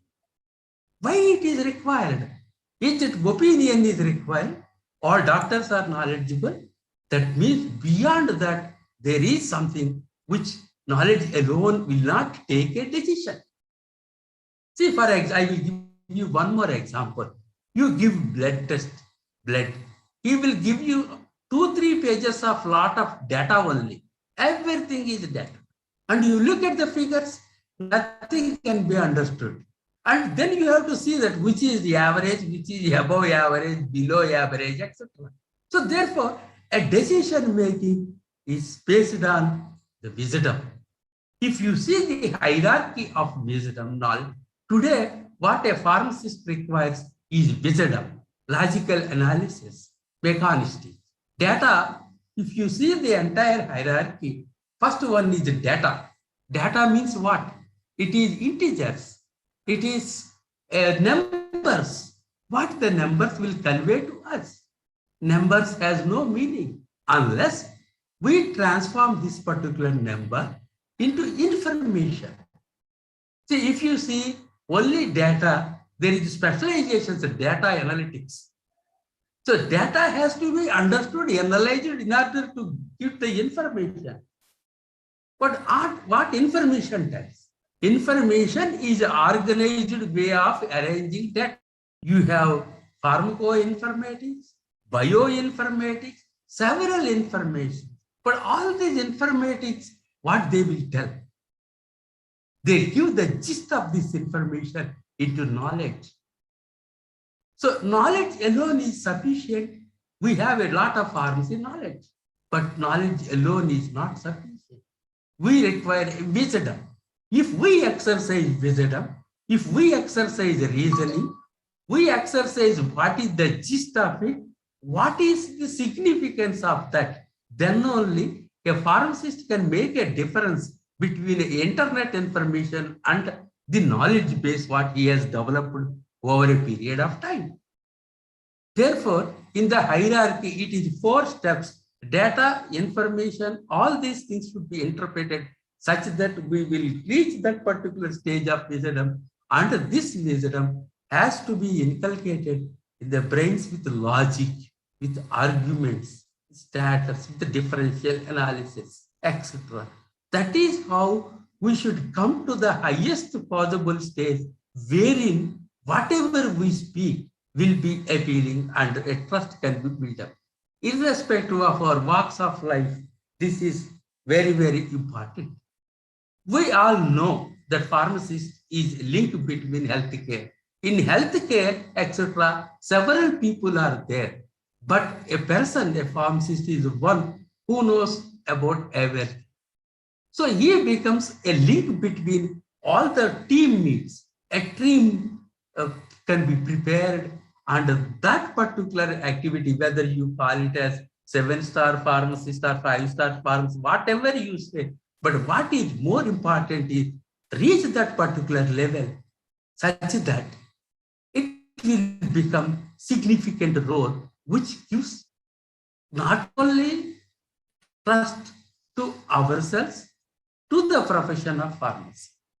So like this, we should be able to try to inculcate the things and concentrate on education and also profession such that we do everything that is possible to uplift the pharmacy. Through uplifting the pharmacy, to getting the trust to the pharmacy, we ourselves will enjoy the fruits of that and we are able to serve the society. So this is what I would like to share with you on this occasion with the students community. I thank once again the organizers for giving me an opportunity. I wish all the delegates all the best to you in your future endeavors. Thank you very much. Thank you, Shastri Garu. Thank you very much, sir. Thank you, CVS. Yeah, thank you, sir. Thank you, sir. It was so pleased to hear from you. Moving to the third session of the day, it will be privileged to hear from Professor Dr. Bhupinder Singh, acclaimed globally for his scientific research work especially on systematic development of novel and nanostructured drug delivery QBD paradigms, advanced pharmacokinetic modeling, nanomedicine, and computational pharmaceutics. Professor Wu has contributed over 38 years of dedicated service towards the pharmaceutical education, research, and industry. Professor Wu has his credit nearly 410 original publications, including 16 books of prestigious international publishers and 76 book chapters, and citations over 10,800. Working in the domain of QBD and related paradigms since 1995, he is considered as a pioneer in the field of India. A widely traveled scientist, he has delivered more than 375 plenary keynote and invited talks in India and overseas, including USA, Canada, UK, Germany, and many more. Several thousands of industrial scientists from leading pharma companies of India like Mylan, Zydus, Ranbaxy, Lotus Alpha-Thymium, and BioVectra Canada has been duly trained by him on QBD, biowaivers, and nanomedicine. He has guided and guiding over 110 researchers, including 34 PhDs and 6 postgraduates, and completed 6 industrial consultancy assignments, and has 8 patents, 3 technology transfer of nanomedicine-based drug delivery products, and 15 computer software to his credit. He has earned research grants over 7.3 crores from the governmental as well as cooperative sectors. Out of over 350 conference presentation made by his team till date, over 36 have fetched Best Paper Award. Based on his published work, his work has recently adored among top 2% scientists across the world in 2020 by the Stanford University, USA. His work has fetched Professor Wu with the numerous awards and accolades like Leading Educators of World 2007, PharmaBuzz Pharma Personality 2008, QBD Excellence Award 2013, Outstanding Scientist Award 2014, APTI Best Pharmacy Teacher Award 2014, Scientist for Excellence Award 2014, Professor J.S. Ray Austin Award 2015, Naming Science Award 2016, Professor D.V.S. Jain Best Scientist Award 2018, Elsewhere Best Research Paper Award 2020 and 21, and so on. 22 times facilitated by the Punjab University Syndicate, and he is a panel member of UGC, NBA, NAC, AICTI, PCI, DSTSERB, UPSC, PPSC, IPA, APTI, and many more in India and beyond. On the basis of his exemplary accomplishment, Mr. Hamid Ansari, the then Vice President of India, nominated Professor Booth to the University Senate as Fellow in 2011. Professor Ved Prakash, and then Chairman of UGC, conferred him Honorary Fellowship of Punjab Academy of Sciences in 2017, and the Apex Pharma Body Indian Pharmaceutical Association honored him an IPA Fellow 2018. Over to you, sir. Thank you so much.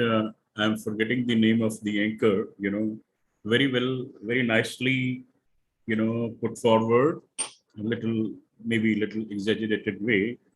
Thank you so much, Professor Principal C.S. Shastriji, and the dynamic Dr. M. Vijay Kumar for having roped me in a very distinguished panel of none other than my mentor, and my colleague, Professor S.K. Kulkarni ji, esteemed Professor S.K. Kulkarni ji, Dr. B. Suresh, Professor C.V.S. Subramanian, and Professor Nagavi ji. So, I consider this itself as a award and honor to be, amidst this panel. Distinguished panel of Professor Kulkarni, Professor Nagavi, Professor Subramanian. So we have all been going through the contents of the books scribbled by Professor Subramanian on diverse aspects of pharmaceutics. So this is my first opportunity to get interacted with you, though virtually, and God willing, sometimes, we'll sit physically to talk about physical pharmaceutics and other things and learn from you. Thank you so much. And my dear, fellow colleagues, as my respected predecessors have already complimented you, So accept my sincerest compliments on the World Pharmacist Day as well. As Professor Kulkarni has already, accentuated about the origin of the World Pharmacist Day, I need not deliberate upon. So this day marks upon the establishment of FIP, first in Istanbul. It was conceptualized in Istanbul, Turkey, in 1912, and then it was established in Netherlands subsequently.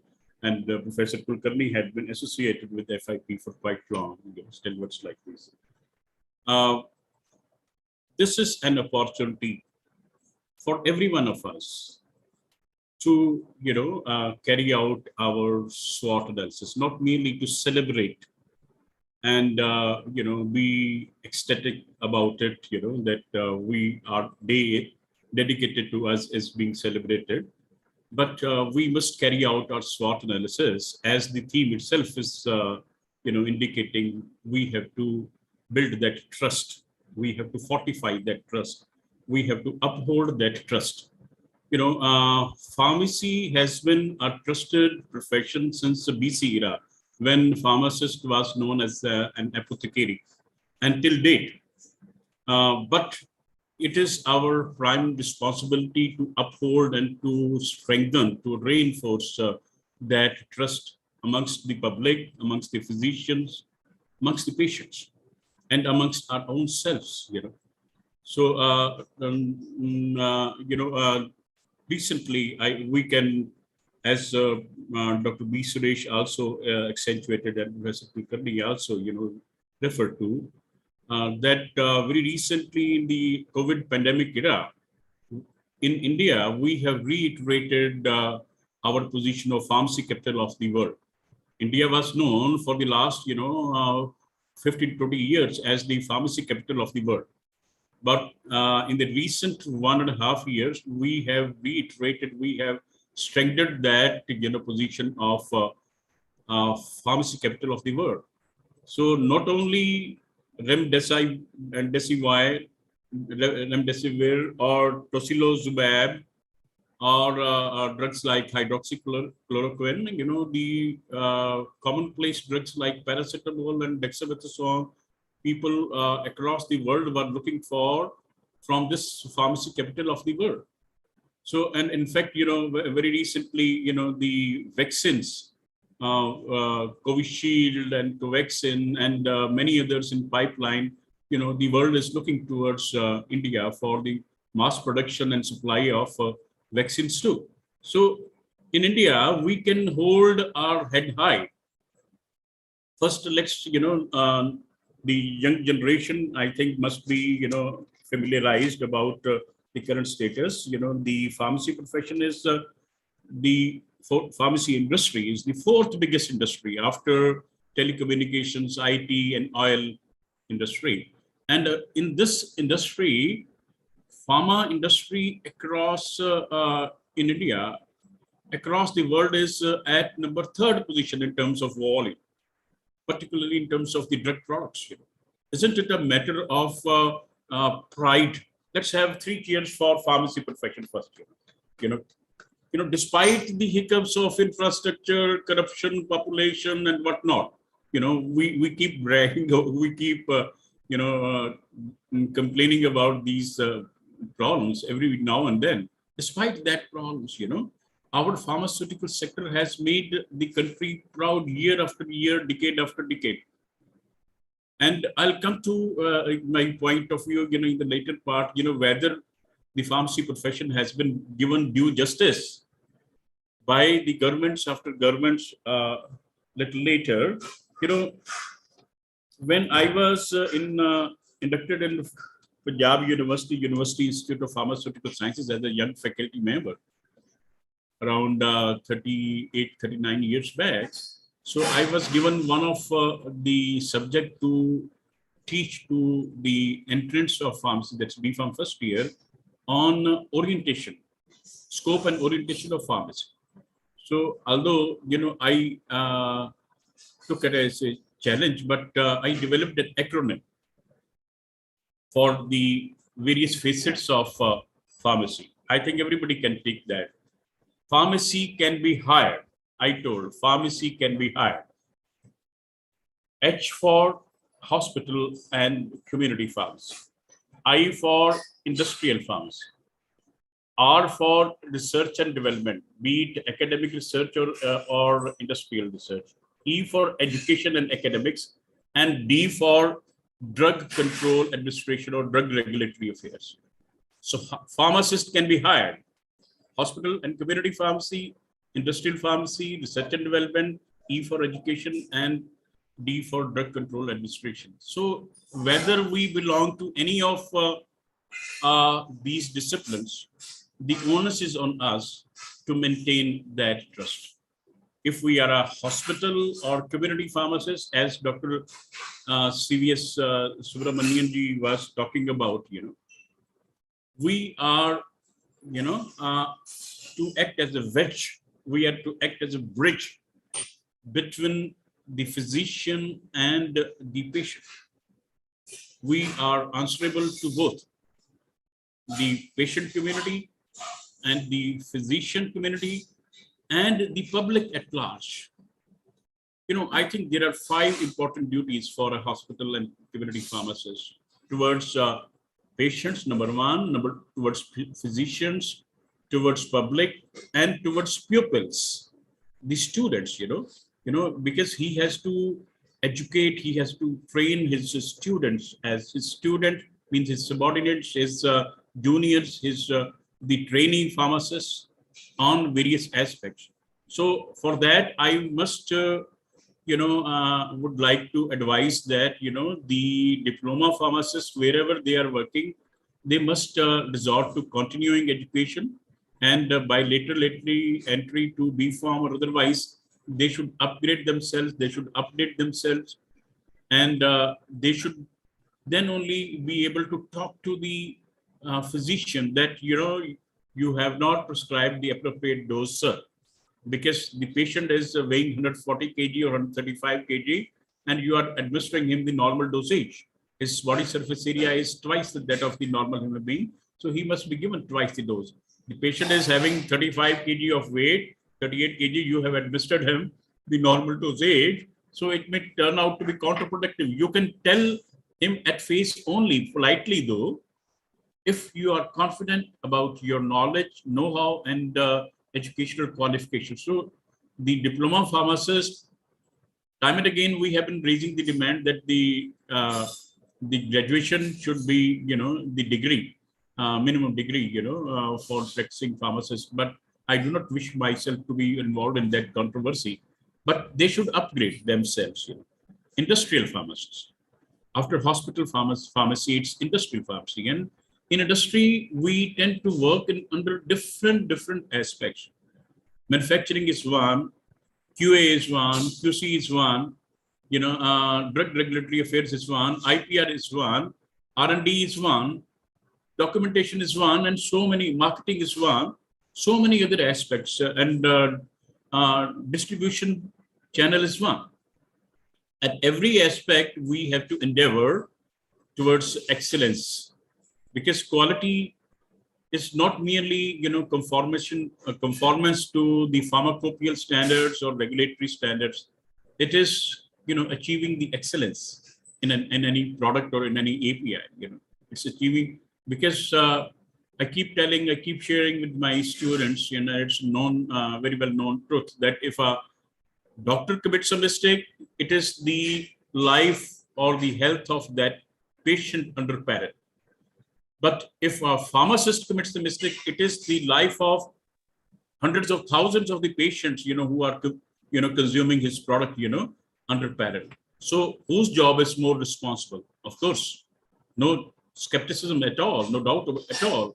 It is the, job of a pharmacist, which is much more responsible in that case, So any flaw, any error, any, negligence, can be, very, very counterproductive in this regard. And it may lead to recall or rejection of that batch sometimes, So, I again need not go into the nitty-gritty of the approach, but we must strive to update ourselves as the industrial pharmacists. We must try to, go through some continuing education programs if we are already employed, and the contemporary knowledge which we need, and the knowledge which was imparted to us by the educational institute, that wedge needs to be built by, updating ourselves. So that's very, very important aspect. Today industry is concerned about employability, and we at the educational institutes are concerned about employment potential of our students. There is difference. They consider that your students are no more that employable. They are not meeting the desired contemporary needs and demands of the industry. And we are concerned that industry is not paying them, not roping them in, or not paying them appropriately. So we have to understand each other. We have to make our products more employable. And of course, the industrial counterparts have to see to it that the pharmacists who are employed and who are employable both should be paid, deserving, justifiably. If not, richly, but justifiably, they are paid. They are not underpaid. So they are not underemployed. So all industrial pharmaceutical scientists or pharmacists need to investigate themselves and need to update themselves and need to come out with this onerous responsibility in a very amicable and amiable way. Research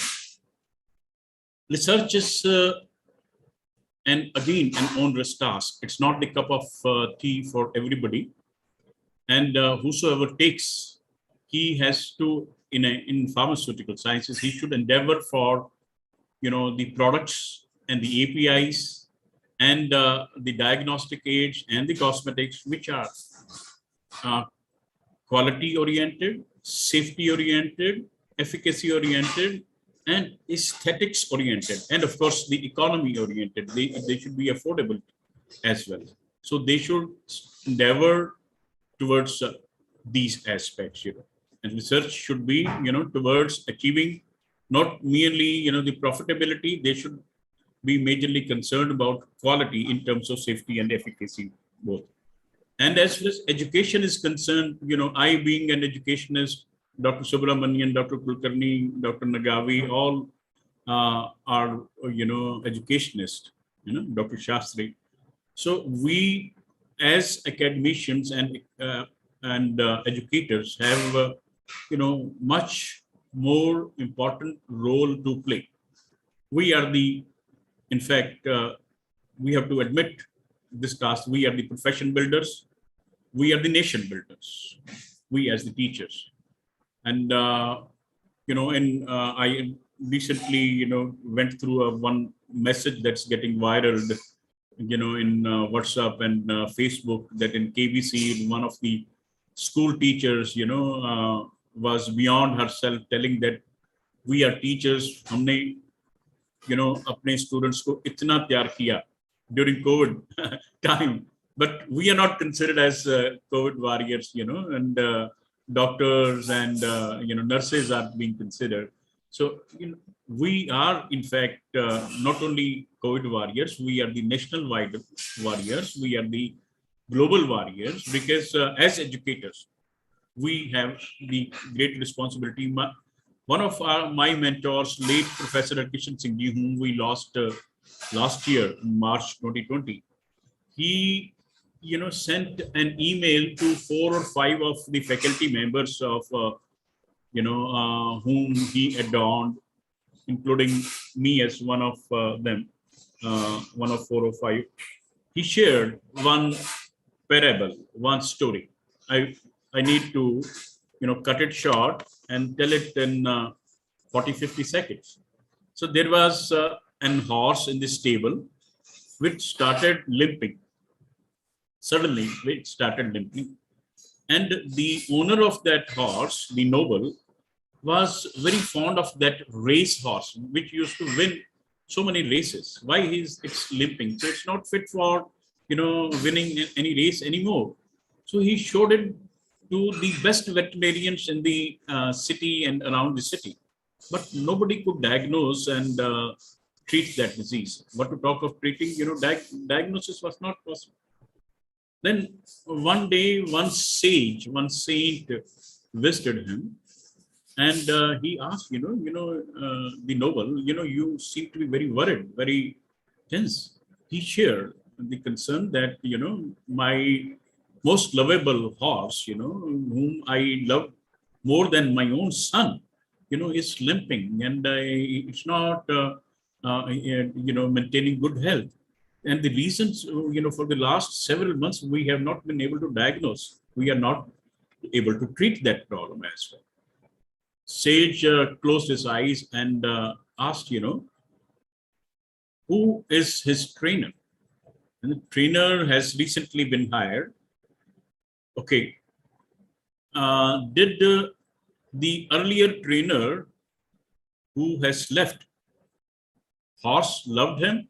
Yeah, he was here for last 7-8 years, and it was that trainer who trained that horse, and very amiably and affectionately. And then did that trainer limp? He limped. Now the sage concluded that the horse is missing him. Horse is emulating him. Horse is not able to speak in your human language, but it is telling that I am missing that trainer. So that trainer was hired again, and the horse was, utmost, reached normalcy in very little time, and was available for again, winning the races again. So the animals tend to emulate the trainer and the teachers. What to talk of the human beings? Human beings, tend to emulate our teachers. They may not be listening to their parents, the students, but they do listen to their teachers.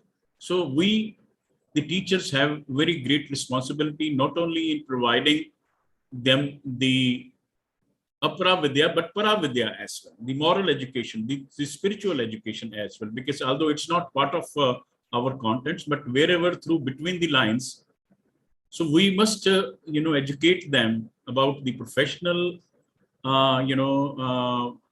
aspects, but the hidden spiritual aspects as well.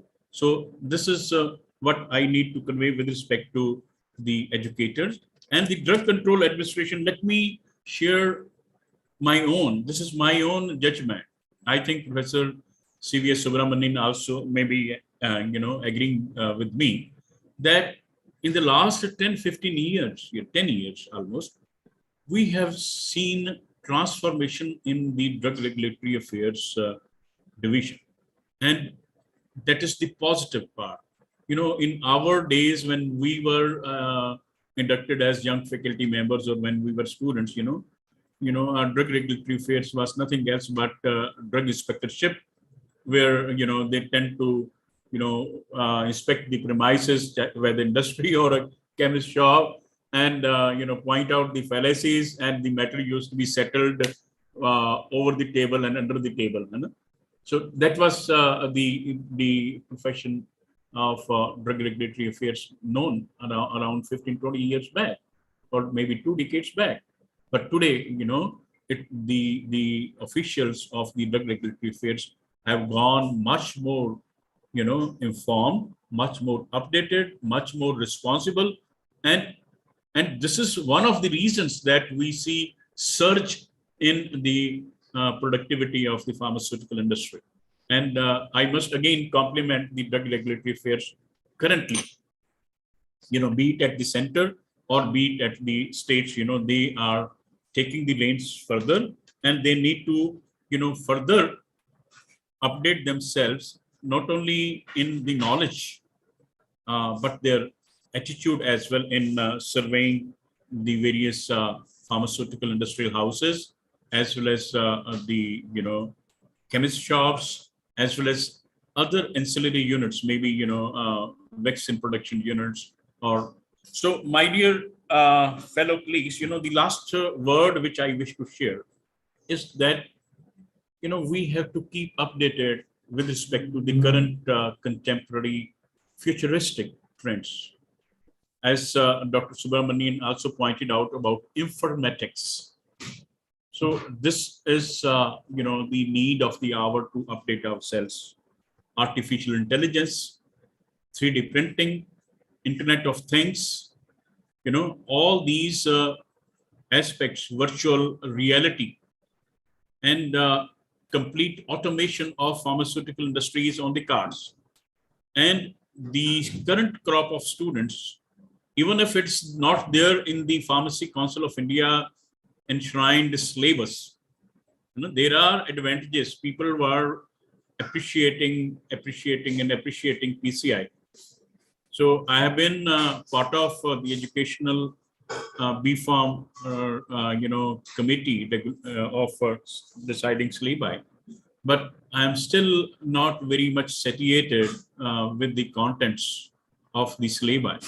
They need to be regularly updated with visionary people like Dr. Subramanian, from particularly in pharmaceutics, and pharmacognosy, every aspect. They need to update themselves every now and then. The syllabi needs to be updated. Whatever it is. We have to take the onus of updating ourselves in the informatics era. Very important. Else we'll be left behind. And nanotechnology. Industry today needs, the professionals who are literate in the federal paradigms of quality by design, in vitro, in vivo correlations, and waiver of bioavailability studies. But who's teaching them? Hardly there is much emphasis. And even if, we are providing the information, we are providing the information in a superficial manner.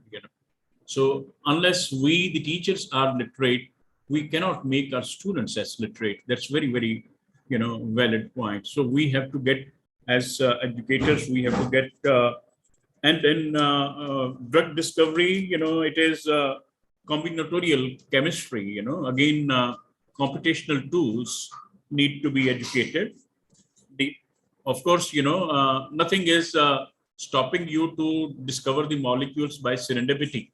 But most important is, you use the modern tools as well. Today everybody in the country is being instructed to be Atmanirbhar. And Atmanirbhar, one or couple of aspects which we can easily implement. We are already doing marvelous in drug product development, drug delivery development, but and in vaccines development as well. We need to fortify. We need to. I recently in 2019 and twice in 2019 I have been to China to attend 2 conclaves, and I'm so proud that in 2019 they adorned me with the QBD Excellence Award, Global QBD Excellence Award too. And in that 2 conferences, I observed that they are progressing a lot. They are learning the vistas, the aspects which they have never learned and implemented in pharmaceutical industry. So why can't we do that? So, medical accessories, so that industry, medical devices, biosimilars, improved new chemical entities, NCEs, we are getting 70% NCEs manufactured from China. Isn't it, too nirbharta on China? So as far as APIs are concerned, we are not Atmanirbhar, we are China Nirbhar. So we have to gird up our loins with respect to making our governments have, the union as well as state governments have to make things conducive to make APIs, API manufacturing more conducive, so that we can make APIs much more affordable. And as far as R&D is concerned, we can shorten the synthetic the steps involved in the synthesis. We can work on that. If 23 steps are involved, why can't we have excellent minds in pharmaceutical chemistry, medicinal chemistry? Why can't we reduce 23 steps to 19 steps, 18 steps, and reduce the cost and implement it, and come up with APIs much more affordable than even China and other countries, So complex generics is one such field where, we need to work on. And I think there are so many other aspects I can talk, day in, day out, as a teacher, we have so many, ideas, we have so many, professional, educational sentiments to share. So I, once again, thank the organizers, compliment the organizers of having organized such a, conference to, virtual conference to not only celebrate, but to educate and to investigate our SWOT analysis, and with respect to the World Pharmacist Day. And we must carry out SWOT analysis, but we should not follow the developed world in totality. We have to harvest best of our strengths. We have to overcome our weaknesses. We have to encash the opportunities, and we have to face the threats, in our country. Then only the day is not very far that India, which is currently number 3, may be rising to number 2 and eventually to number 1 in pharmaceutical production. And the world would continue to look towards the country as the pharmacy capital of the world. Happy World Pharmacist Day once again. Thank you. Thank you, sir, for letting unique charm to the occasion. For the last session of the day, I'd like to request Professor Dr. B. Nagavi to grace the audience. Dr. Nagavi is working as founder, CEO, and senior consultant of Higher Education Skill Development and Research Center, Mysuru, Karnataka, since September 2017. He was working as a professor and a founding dean, REK College of Pharmaceutical Science, UAE. Dr. Nagavi has established a practice-based undergraduate, MS, and research programs in pharmacy with a team of professional experts with a multinational, multiracial, and multi-ethnic background. He has been responsible for establishing JSS Community Pharmacy in 2003 in Mysuru and developed academic-based comprehensive community pharmacy program to provide pharma care, mainly patient counseling, drug information, ADR reporting and monitoring, and health screening services in the community setup. He has guided 40 PGs and 5 PhD students. He wrote regularly in editorial column of IJPER. He was a member of board directors of Asian Association of Schools of Pharmacy from 2005 to 7. He was also ex-com member of academic section of International Pharmaceutical Federation. He was a vice president of IPA from 2000 to 2006. He was the editor of IJPER from 1997 to 2007. He has about 70 national and 13 international publications. He has addressed around 20 international and more than 120 national level conferences and meetings. He has widely traveled around the globe.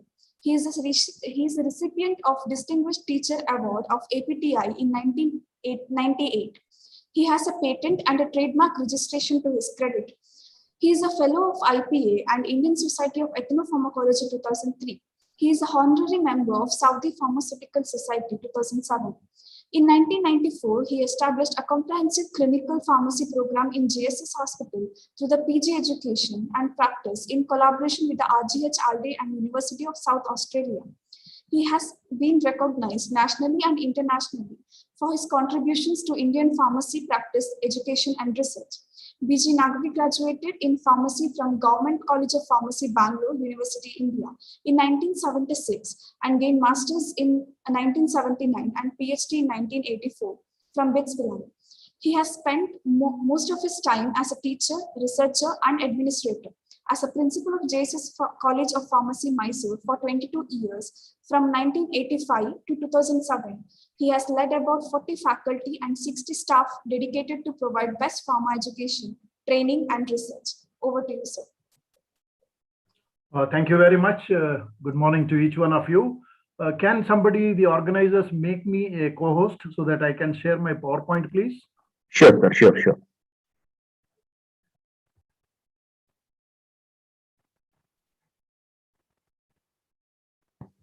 Chaitra? Okay. Post disabled participant screen sharing, it says. Oh.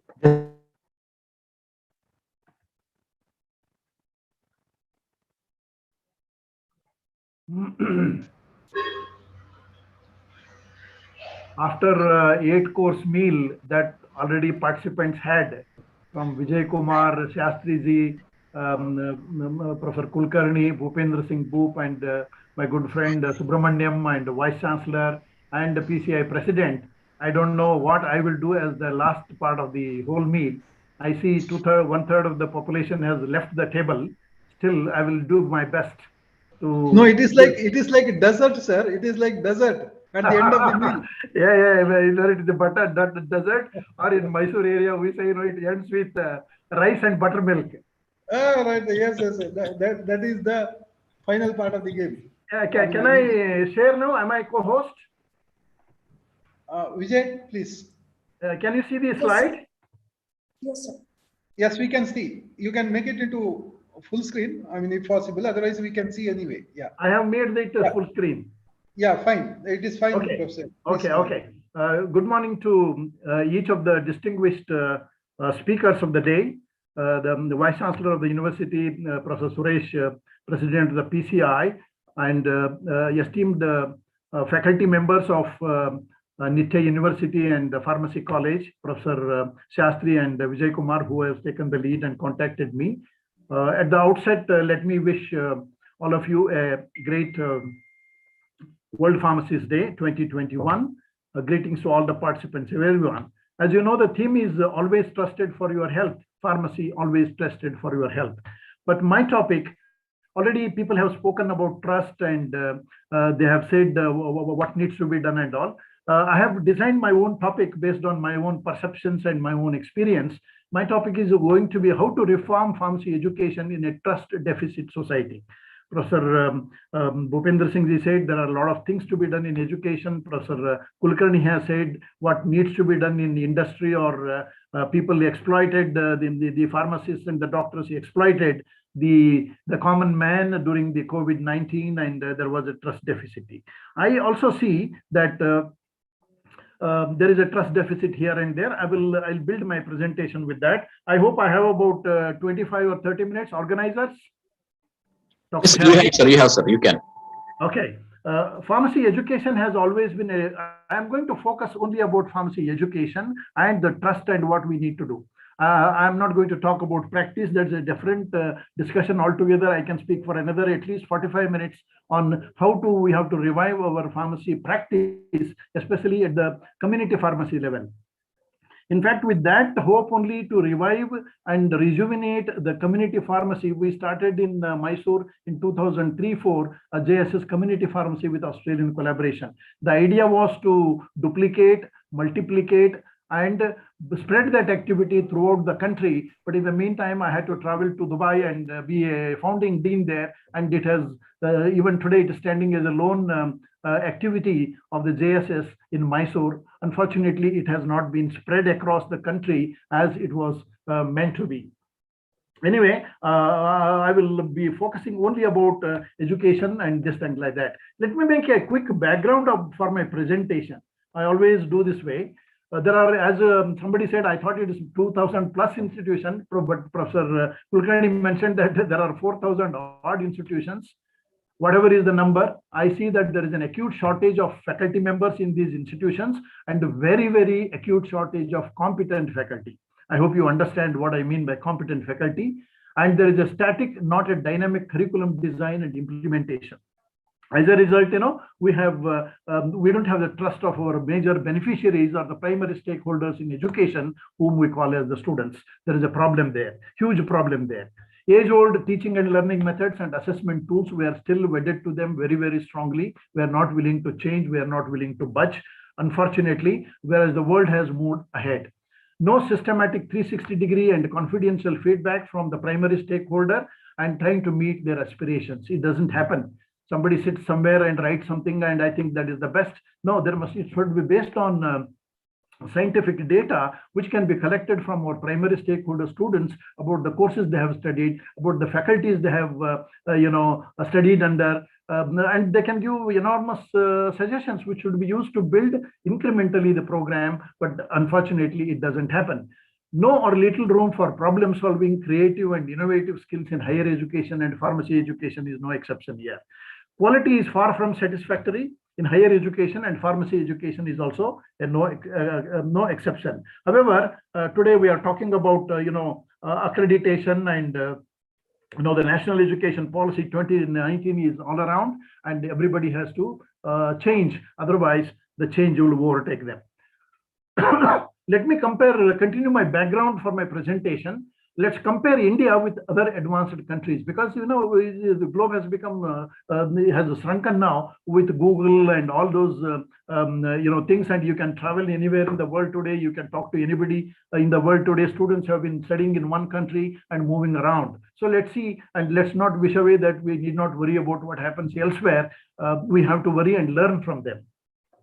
When we compare pharmacy education and practice with the advanced countries, with my own experience abroad and working there, I have found that we are good in quantity and not in quality in India.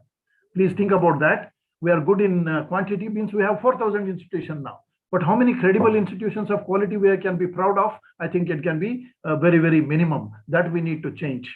Education and practice are far more better in advanced countries than in India. Education and practice are far more better in other advanced countries than India, especially advanced countries like United States, Australia, UK, Japan, and wherever you have gone, you are aware of that. So we need to modify.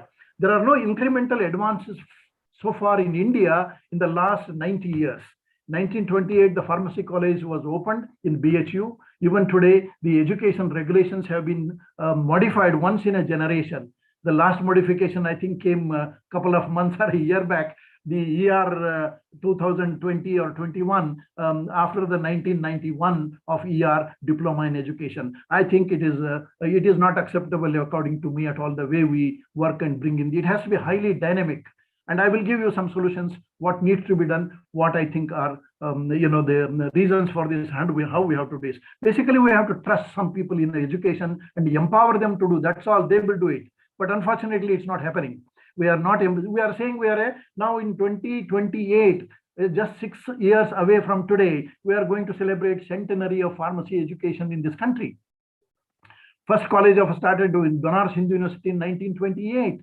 But have you progressed in that direction that we can compete with the world and we can be the leaders? Yes, we are doing in some way, but it's not satisfactory. Not at all. We are not even meeting our national requirements. Forget about the global requirements. Discussing same issues as discussed 40 years back when I entered the teaching profession. I entered teaching profession in 1979 and 80. Today we are discussing the same issues that we were discussing. This is a very, very unfortunate situation. This is basically because I see growth is not inclusive. It's not competitive. It's not objective. It's not fair. It's not transparent, and it's not professional. So if with this background, if you retrospect and reflect, urgent reforms are the cry of the country, and I'm going to share in my presentation what are these cries and what we need to do, because I have not come here to complain and give a big list of problems that are there. Many of you are aware of this, but we must deal with it with firm determination. My presentation outcomes are, at the end of my presentation, you will be able to explain the trust deficit in general and education in particular, list NEP 209, there's National Education Policy 2019, and key goals for higher education and what is in it for pharmacy. Describe few smart reforms that we need to do in pharmacy education to regain the trust of the professionals and society at large, especially in terms of accountability and quality, to create a trustworthy pharma care or healthcare professionals for better lifestyle of the common people. I need not say this. This is the major problem of our in higher education. This has been told by Albert Einstein decades before. For a fair selection, everybody has to take the same exam. Please climb that tree. This is the examination given to all these animals. You can imagine how they will climb the tree. So everybody is a genius, but if you judge a fish by its ability to climb a tree, it will live whole its life thinking that it is stupid. This has been our education system, especially the assessment system in particular. We need to relook at assessment system, change the assessment system for good. We are living today in a trust deficit India and the world. We can see symptoms of trust deficit in society every day. Conflicts, chaos, legal issues are abundant around us. Government, regulators, managements, colleges, and all of us are responsible for the disease in higher education that we see today. Government has already identified some of these. I'm going to show you, and they want to build a more trustworthy, more professional higher education in the country. Trust deficit has led to deceit, over-centralization of power, and manipulations at times. Higher education and pharmacy education are not exception to trust deficit. We can see all this in admissions, number of colleges, examination system that we have, support services are given to the students in the colleges, faculty employment, service conditions, incentives given to the faculties, rankings everywhere. National education policy has listed some of these problems and how it has to be addressed in the NEP 2019. I'm going to touch about this. These are some of the challenges the education policy has identified, and they have said we need to do this, emphasize and empower to achieve better higher education. Access is a problem in our country. Equity is a problem. Affordability is a problem. Accountability is a problem, and quality is a problem. I'm going to restrict my presentation only to accountability and quality. How can we increase accountability of our colleges and higher education, and how can we build quality so that we can gain the trust of our students, trust of our faculties, trust of the colleges, and the trust of the society at large.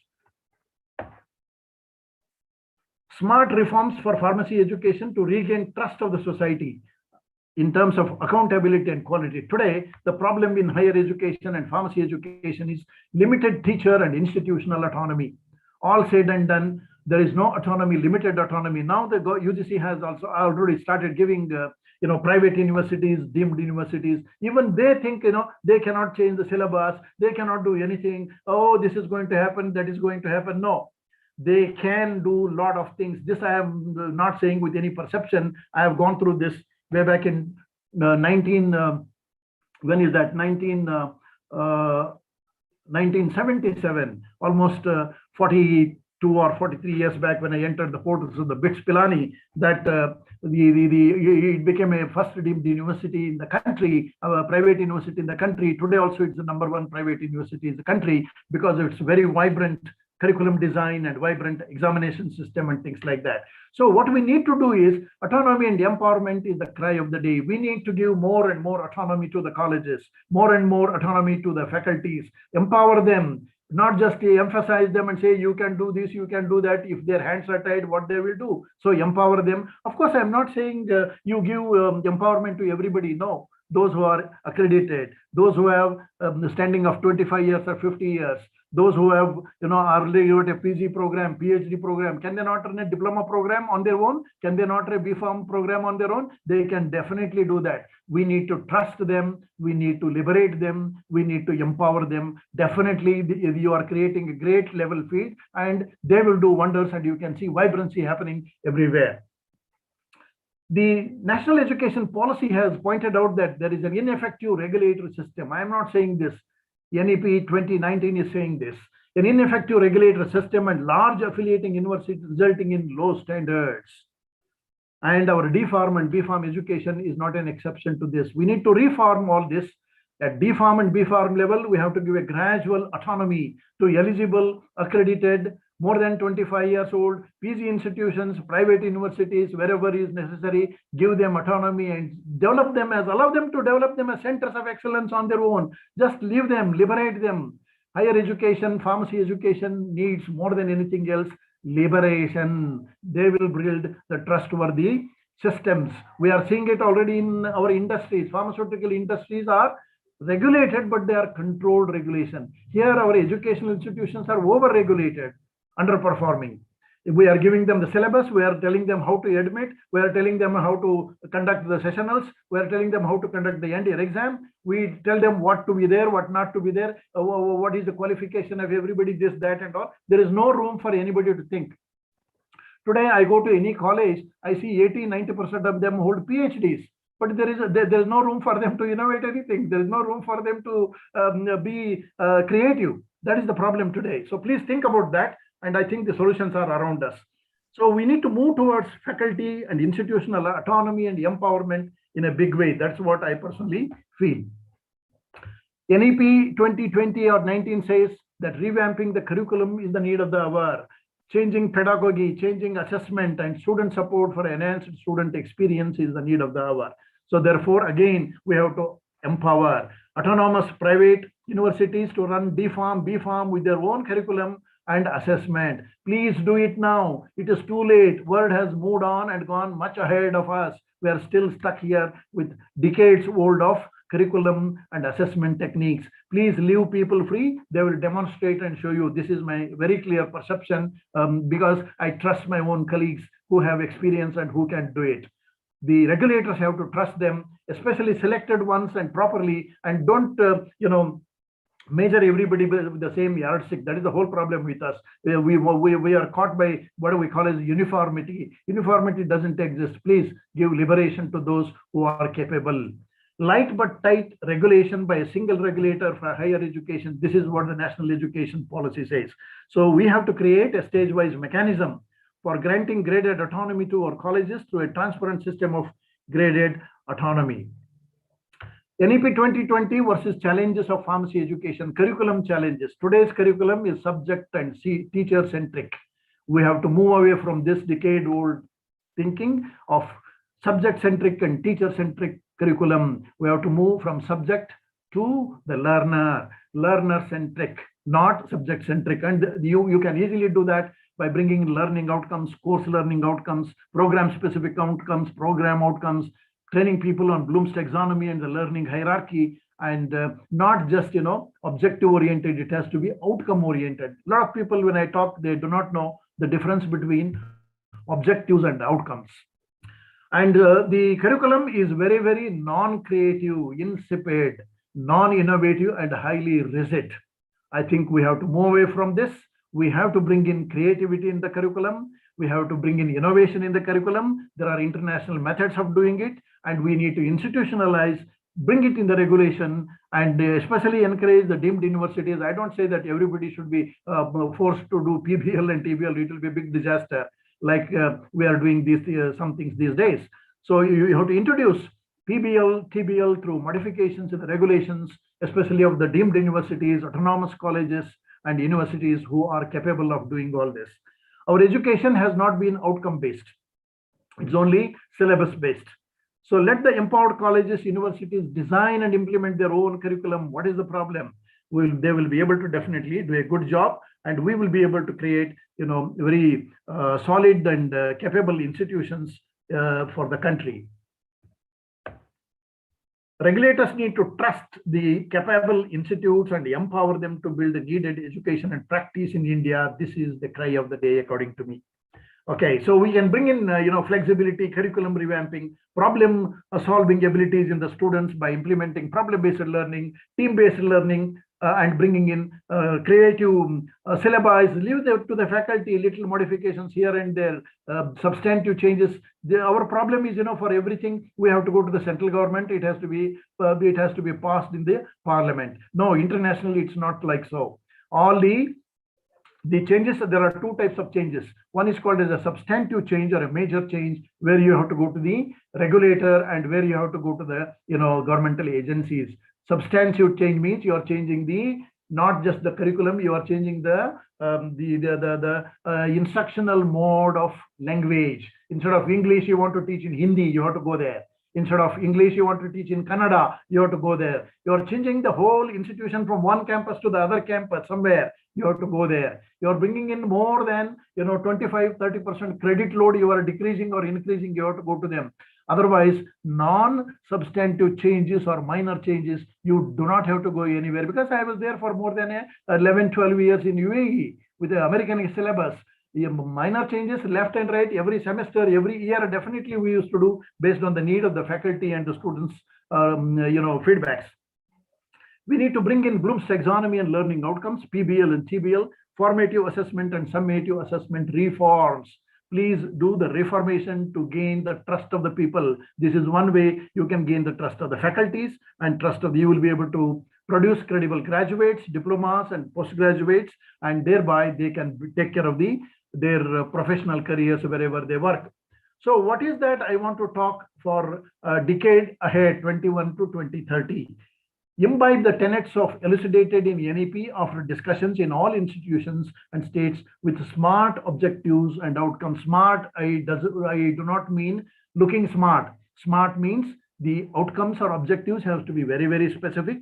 They should be measurable. You cannot write vague objectives and outcomes there. They should be quantitatively and qualitatively measurable using the Likert scale or any other measurement scale. They should be achievable.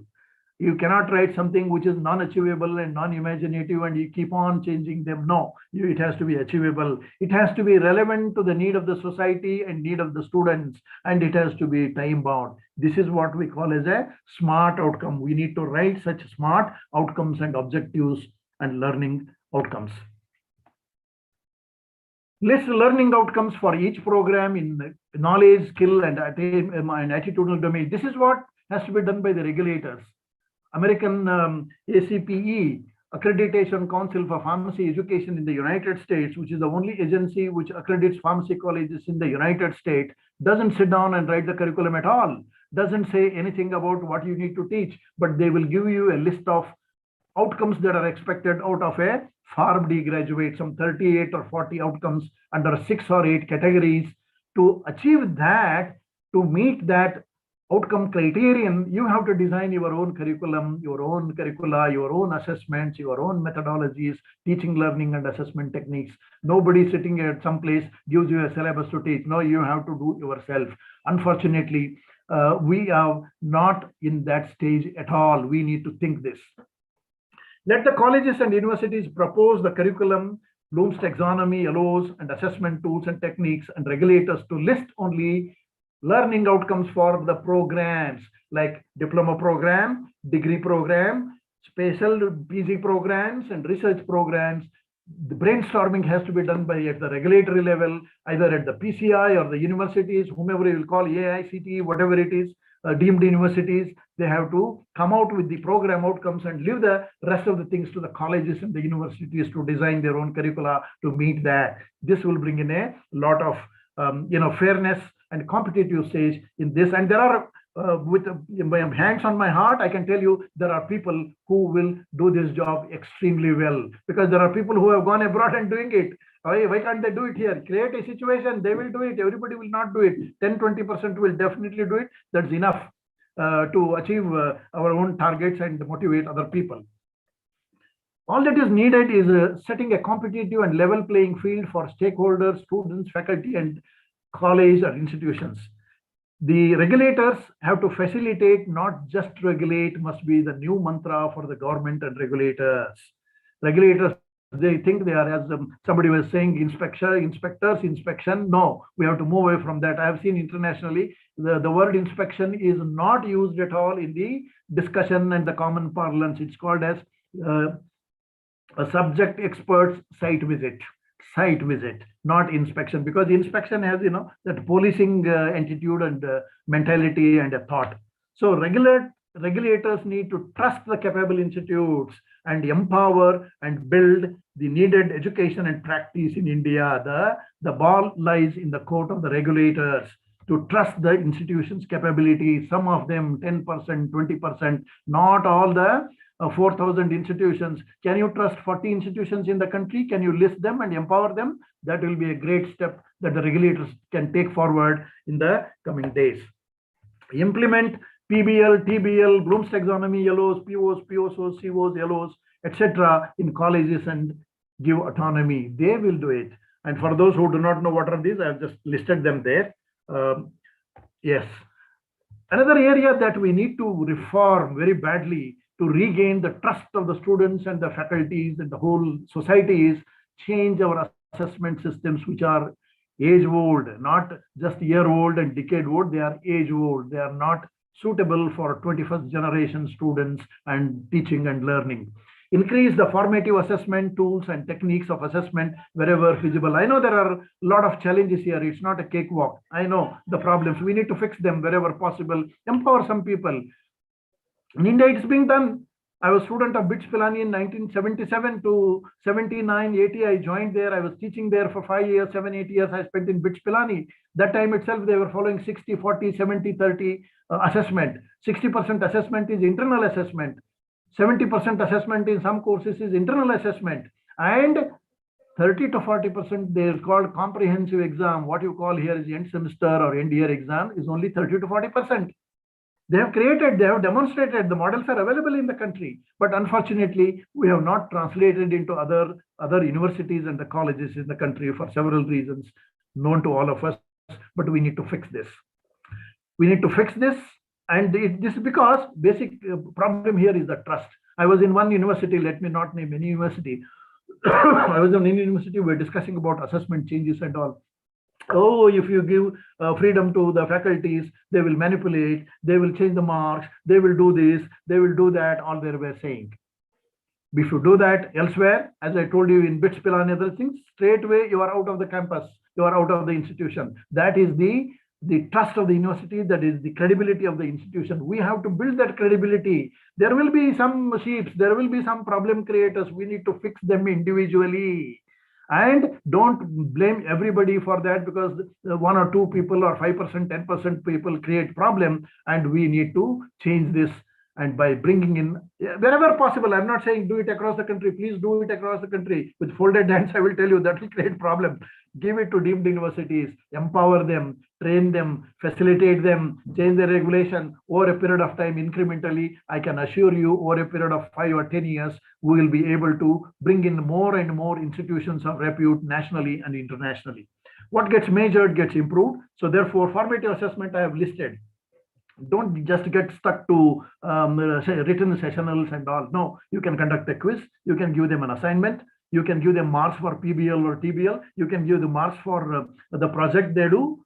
Use technology for effective implementation. Many institutions we go, the technology is very, very meager. The computers are not there sufficient. If computer is there, Wi-Fi is not there. If both are there, power is not there. If everything is there, bandwidth is not sufficient. All these problems we need to fix if we want to provide facilities of the 21st generation to this new 21st generation students which are in our institutions.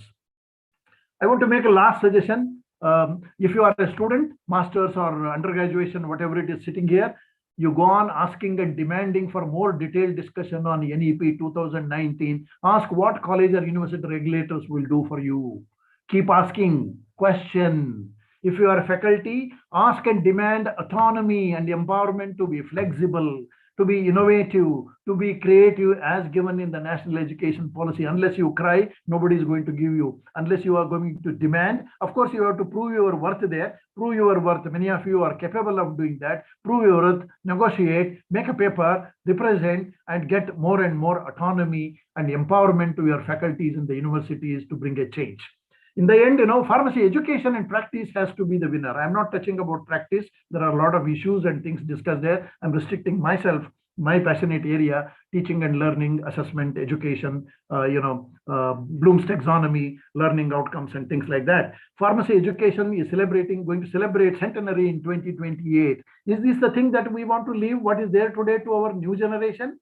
To your grandchildren, great-grandchildren? No, I don't think you want to leave this. So let us change. Let us reform. Let us reform urgently. If you are an administrator, take lead and initiate dialogues at college, university, state, boards of studies, and demand discussions and plan of action from managements, universities, and regulators as recommended in the NEP 2019. Try to translate what is given in NEP 2019. That's all. Whatever extent possible, 5%, 10%, 15% in 1 or 2 or 5 years, it's a great achievement. It is a great achievement. If you are a management, initiate and promote healthy discussions and empower with accountability and autonomy. In the end, pharmacy education and practice has to be the winner, and it is celebrating centenary. Regulators need to trust the capable institutes and empower them to build needed education and practice in India. Lastly, if you are a regulator or representing regulators, please tighten your belt. and discuss, debate, and decide 5-year minimum action plan and provide autonomy to implement national education policy guidelines in some of the institutions, many of the institutions, if possible, because we are already a 90-year-old system.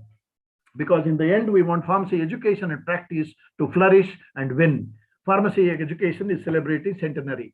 HESDAR Center has been, I want to tell a minute, HESDAR Center is working in this direction since 2016 and will assist and work alongside interested private universities and other organizations. We are already working with some colleges and universities, and private universities and autonomous colleges can easily implement the new education reforms within the existing frameworks. In some of them, there is a hindrance. No, how can I do that? So and so will ask me. So and so will ask me. About 1977, I have seen it implemented in BITS Pilani. What is your problem? You need to stand up and justify. That's all. Yes. Summarily, what I want to tell is that key areas for building inclusive growth and trust of stakeholders in higher education and pharmacy education. Liberate pharmacy education and empower eligible colleges and universities to compete to implement NEP 2019.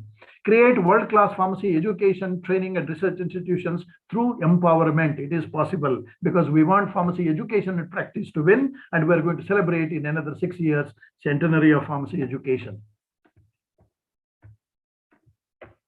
What happened?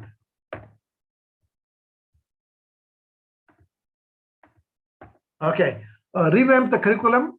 Key suggestions to build trust of the stakeholders. Revamp the curriculum. Introduce Bloom's taxonomy and learning outcomes at all levels and add flexibility. Bring in PBL and TBL through regulatory changes and empowered institutions. I know some people are doing here and there out of their own interest, but there is no institutional logistics and policy for this. I have gone to some institutions already after 2-3 years, they have simply forgotten about it because there is no support from the colleges and institutions and universities in the regulation of the college or the university. I think in that case, whatever is done by HESDAR is also going to be futile. We have to bring it in our curriculum and regulation, initiate assessment reforms in deemed universities, private universities, and autonomous colleges. Create a competitive field in pharmacy education and move away from a very rigid system of controlling. Facilitate, not just regulate, is the key word. In the end, education and practice has to win. Regulators have to trust the capable institutions and empower them. You know, this is what Bolt said. To run for 9 seconds, he got trained for 4 years to run 9 seconds and will win the gold medal. Some people don't see results in 2 months and give up. This is what he said. So some of us are similar nature in education also. Please do not lose heart. It's a long run because we are leaving legacy for not our children, our grandchildren and great grandchildren, and we should leave that legacy which we should be proud of. Not we should be hesitant and we should repent on that. Okay, so thank you very much, Nitte University, Vice Chancellor and officers of the university, Dr. Shastri, Dean of Pharmacy, and Vijay Kumar, organizers, chief guests, and president of the program, distinguished speakers, participants of the webinar. Thank you very much. Shukran jazilan. I am done. Thank you, sir, for your valuable talk. Thank you as a word is so small, yet it speaks volume of hidden sentiments of gratitude within heart. I like to request Dr. M. Vijay Kumar, sir, coordinator of today's event, for concluding remarks. Yeah, thank you, Chaitra. Before that, I would like to request Shastri sir to add a comment on the whole program. Thank you, Vijay. I don't have much to add because can you clear the slides? Yeah. Move away. Remove my hosting. Yeah. 1 minute. I will also close. Yeah. 1 second. Yeah. Yes, I'm closed. Yes, sir. Can I make a comment on Dr. Nagavi's talk? Sir, please. Yeah, Nagavi, nice to hear you. Thank you, sir. I just wanted to correct you. In Banaras, pharmacy education started in 1932, not in 28. I understood I agree with you partly because some people said 1932, the first batch came out. No, 1932 is the one when they introduced the graduate course in pharmacy in Banaras Hindu University. So the first batch came out in 1935. At that time, it has only 3-year course. Yeah, that's right. 32 means 35. Yeah, that's how it was started in 1932. First, they started a course in chemistry, which was they started teaching pharmaceutical chemistry. BSc That's not pharmacy. equivalent to pharmacy. Therefore, you should correct that one. Okay. Thank you for the correction, sir. I was having this, but somebody commented me something like that. Yeah, I will dig more. Anyway, thanks for correction. Yeah. You can talk to the oldest 2 teachers are still alive. One is S.N. Sharma is still alive, and P.C. Dandia are still alive. You can talk to them. They will tell you. They graduated in 1945. Okay. Thank you, sir. Yeah. Number 2. Yeah, your talk is nice to hear, but very difficult to implement. No. No, I tell you, I'm so happy that I retired before this. They started implementing PCI syllabus. See, I go to my university. I ask them what happened. Whatever I used to teach till 2009, they said, no, sir. Now we are only teaching what PCI is telling us to teach. I said, you are a university. You are a university department. We used to change the syllabus, add, delete, do everything every year. Why don't you do it now? They said, no, we are governed by the PCI and we'll do that one. The third thing I wanted to tell you, what the PCI president told this morning, he said what he has got a ceiling of the Supreme Court.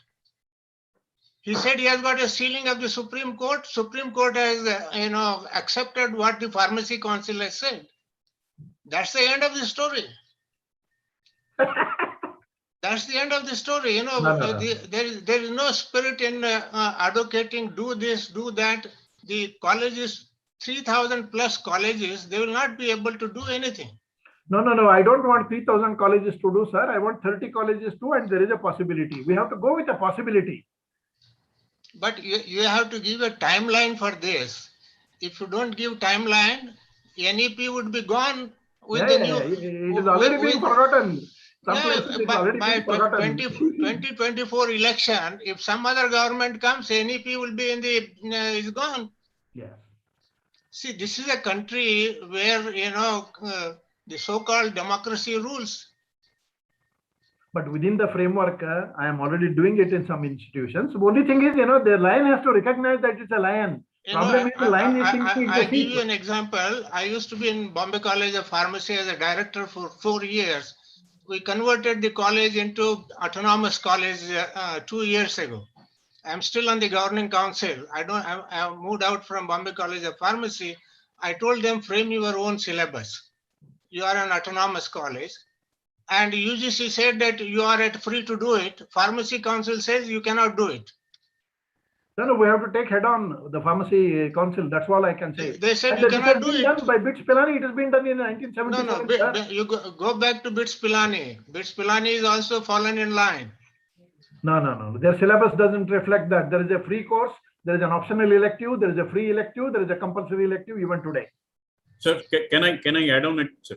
No, let him complete. Let Professor Kulkarni complete. Sir, please go ahead.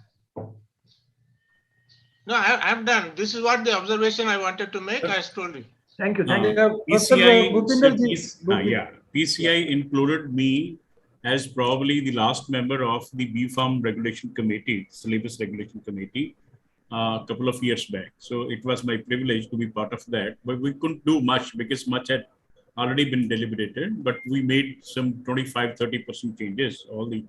So in fact, we time and again accentuated that at least, which the flexibility earlier used to be provided. Right?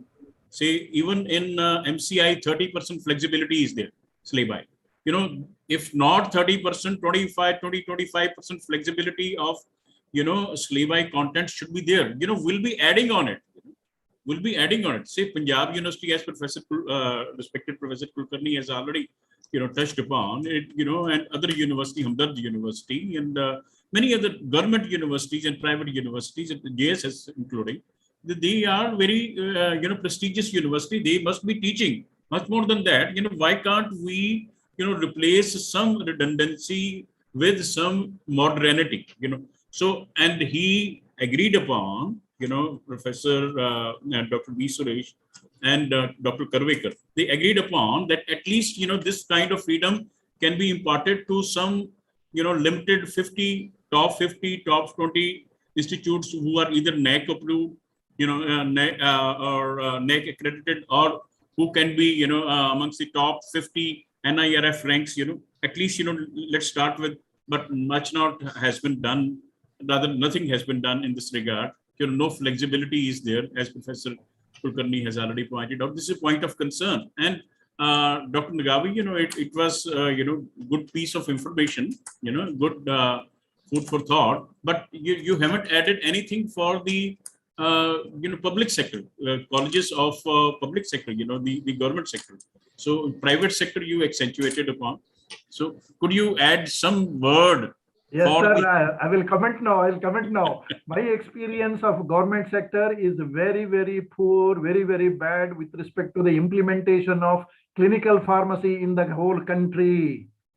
If clinical pharmacy that we started in 92, 93 with Australian collaboration. We need a different platform. Let me complete, sir. Yeah. See, if you ask me, let me complete, then you can say. It has been implemented only in the private colleges and the universities, not except one or two government colleges like Trivandrum and here and there. No government college in Karnataka I'm not aware in Maharashtra is implementing for example, your own university. It's not implemented clinical pharmacy program, PharmD program, MPharm clinical pharmacy. Why they are not existing? Therefore, my perception is it's very difficult to bring in change in the governmental system because officers change, people change very frequently. The vibrancy that we see in a private education in a deemed university doesn't exist in the government system for their own reasons. So it is doable in a private system which can be achieved and demonstrated. Then they will automatically fall in line. You tell me now, a clinical pharmacy in how many government institutions it is implemented? Very minimum. With that limitation, I harped upon private universities where it I can think be done. We have met on thank you, Professor Nagavi and Professor Bhupinder. Sorry to interrupt. This is an endless debate. We should move on. Let me come in, sirs. Let me come in. Yes. He's coming into the debate, sir. He's coming into the debate. Go ahead, Shastri. Professor Nagavi, thank you very much for your passionate presentation. And I thank all the people. It's not a Thanksgiving. I'm just only making one remark. Because I think all the senior professionals here and my teachers have got a very definite ideas how to take the profession of pharmacy forward. In that connection, in 2022, as I was making a comment in the beginning, 2022 February 20th, we are having actually physical conference. I want Bhupinder Singh ji and Kulkarni sir, Nagavi, and CVS, and there will be many more people, and we are going to call you really physically here because Bhupinder Singh ji wanted a physical interaction on physical pharmaceutics with CVS Subramaniam. So I am going to provide a platform. I make a request here with all the gentlemen there. Please accept our invitation. We will make your comfortable, very nice stay. You have got a beautiful beach here, very good temples here, churches here, and mosque. And please. 22 February, Vijay and myself, we are already planned it. It is once in 2 years we organize international conference. There, I am definite that Professor Nagavi, Professor Kulkarni, and Professor Bhupinder Singh, as well as CVS Subramanian will have a lot of things to take it forward. Having said that, as Sir was actually, Bhupinder Singh ji was commenting that this may not be the right platform, and this sort of discussion normally extend, can be going on for hours. Of course we want to reach, but I for the want of time, maybe we will be constrained. That's the limitation. I finally, my word is February 20-22 तारीख को आप सब लोग free रख लीजिएगा, इधर flight में आ जाइएगा, हमारे साथ रहिएगा, and we will brainstorm then. Thank you very much. Over to Vijay. Yes, sir. It was indeed really a true celebration of World Pharmacist Day. So, by the presence of stalwarts of pharmacy and teachers of my teachers, indeed, we have came to a concluding remarks of this. So with this, with first and foremost, let me put on records my sincere gratitude to our chancellor, pro-chancellors, registrar, and other university authorities. And also, so I would like to thank from my bottom of my heart to our honorable vice chancellor, Dr. Satish Kumar Bhandari sir, so for his presence and for wishing us a great success and wishing all pharmacy fraternity and delivering his vote of thanks. Thank you very much, sir, for your presence. And indeed, it's a honor for us to have President of Pharmacy Council of India on the very first hour of World Pharmacist Day and delivering his address to the young minds and young faculty. So to take the profession to the next level and his remark and his, as I have told that C4 for World Pharmacist Day. So was his speech. So 4 Cs and also thank you very much for enlightening us with your words, sir. And yes, to speakers, so we have listening to their words of experience, so which is age. So their experience is my age and my colleagues' age. So it's very fortunate to have so Professor S.K. Kulkarni sir. So really, as Shastri sir told that, so we are all brought up by studying your books, learning the practical skills from your textbooks. And indeed, I'm privileged to be with you on an online platform as a pharmacologist, sir. So thank you so much for your presence. Then I would like to thank from my bottom of my heart to Dr. Bhupinder Singh Bhoop, sir. So, sir, your CV itself to understand or to read the CV and understand it may take 48 or 2 to 3 days for me. But really it's running along with running CV. Very long is not a big deal, but running a CV very long with a meaning of each and every line in the CV matters a lot, sir. It's a matter of pride to have you on this particular platform.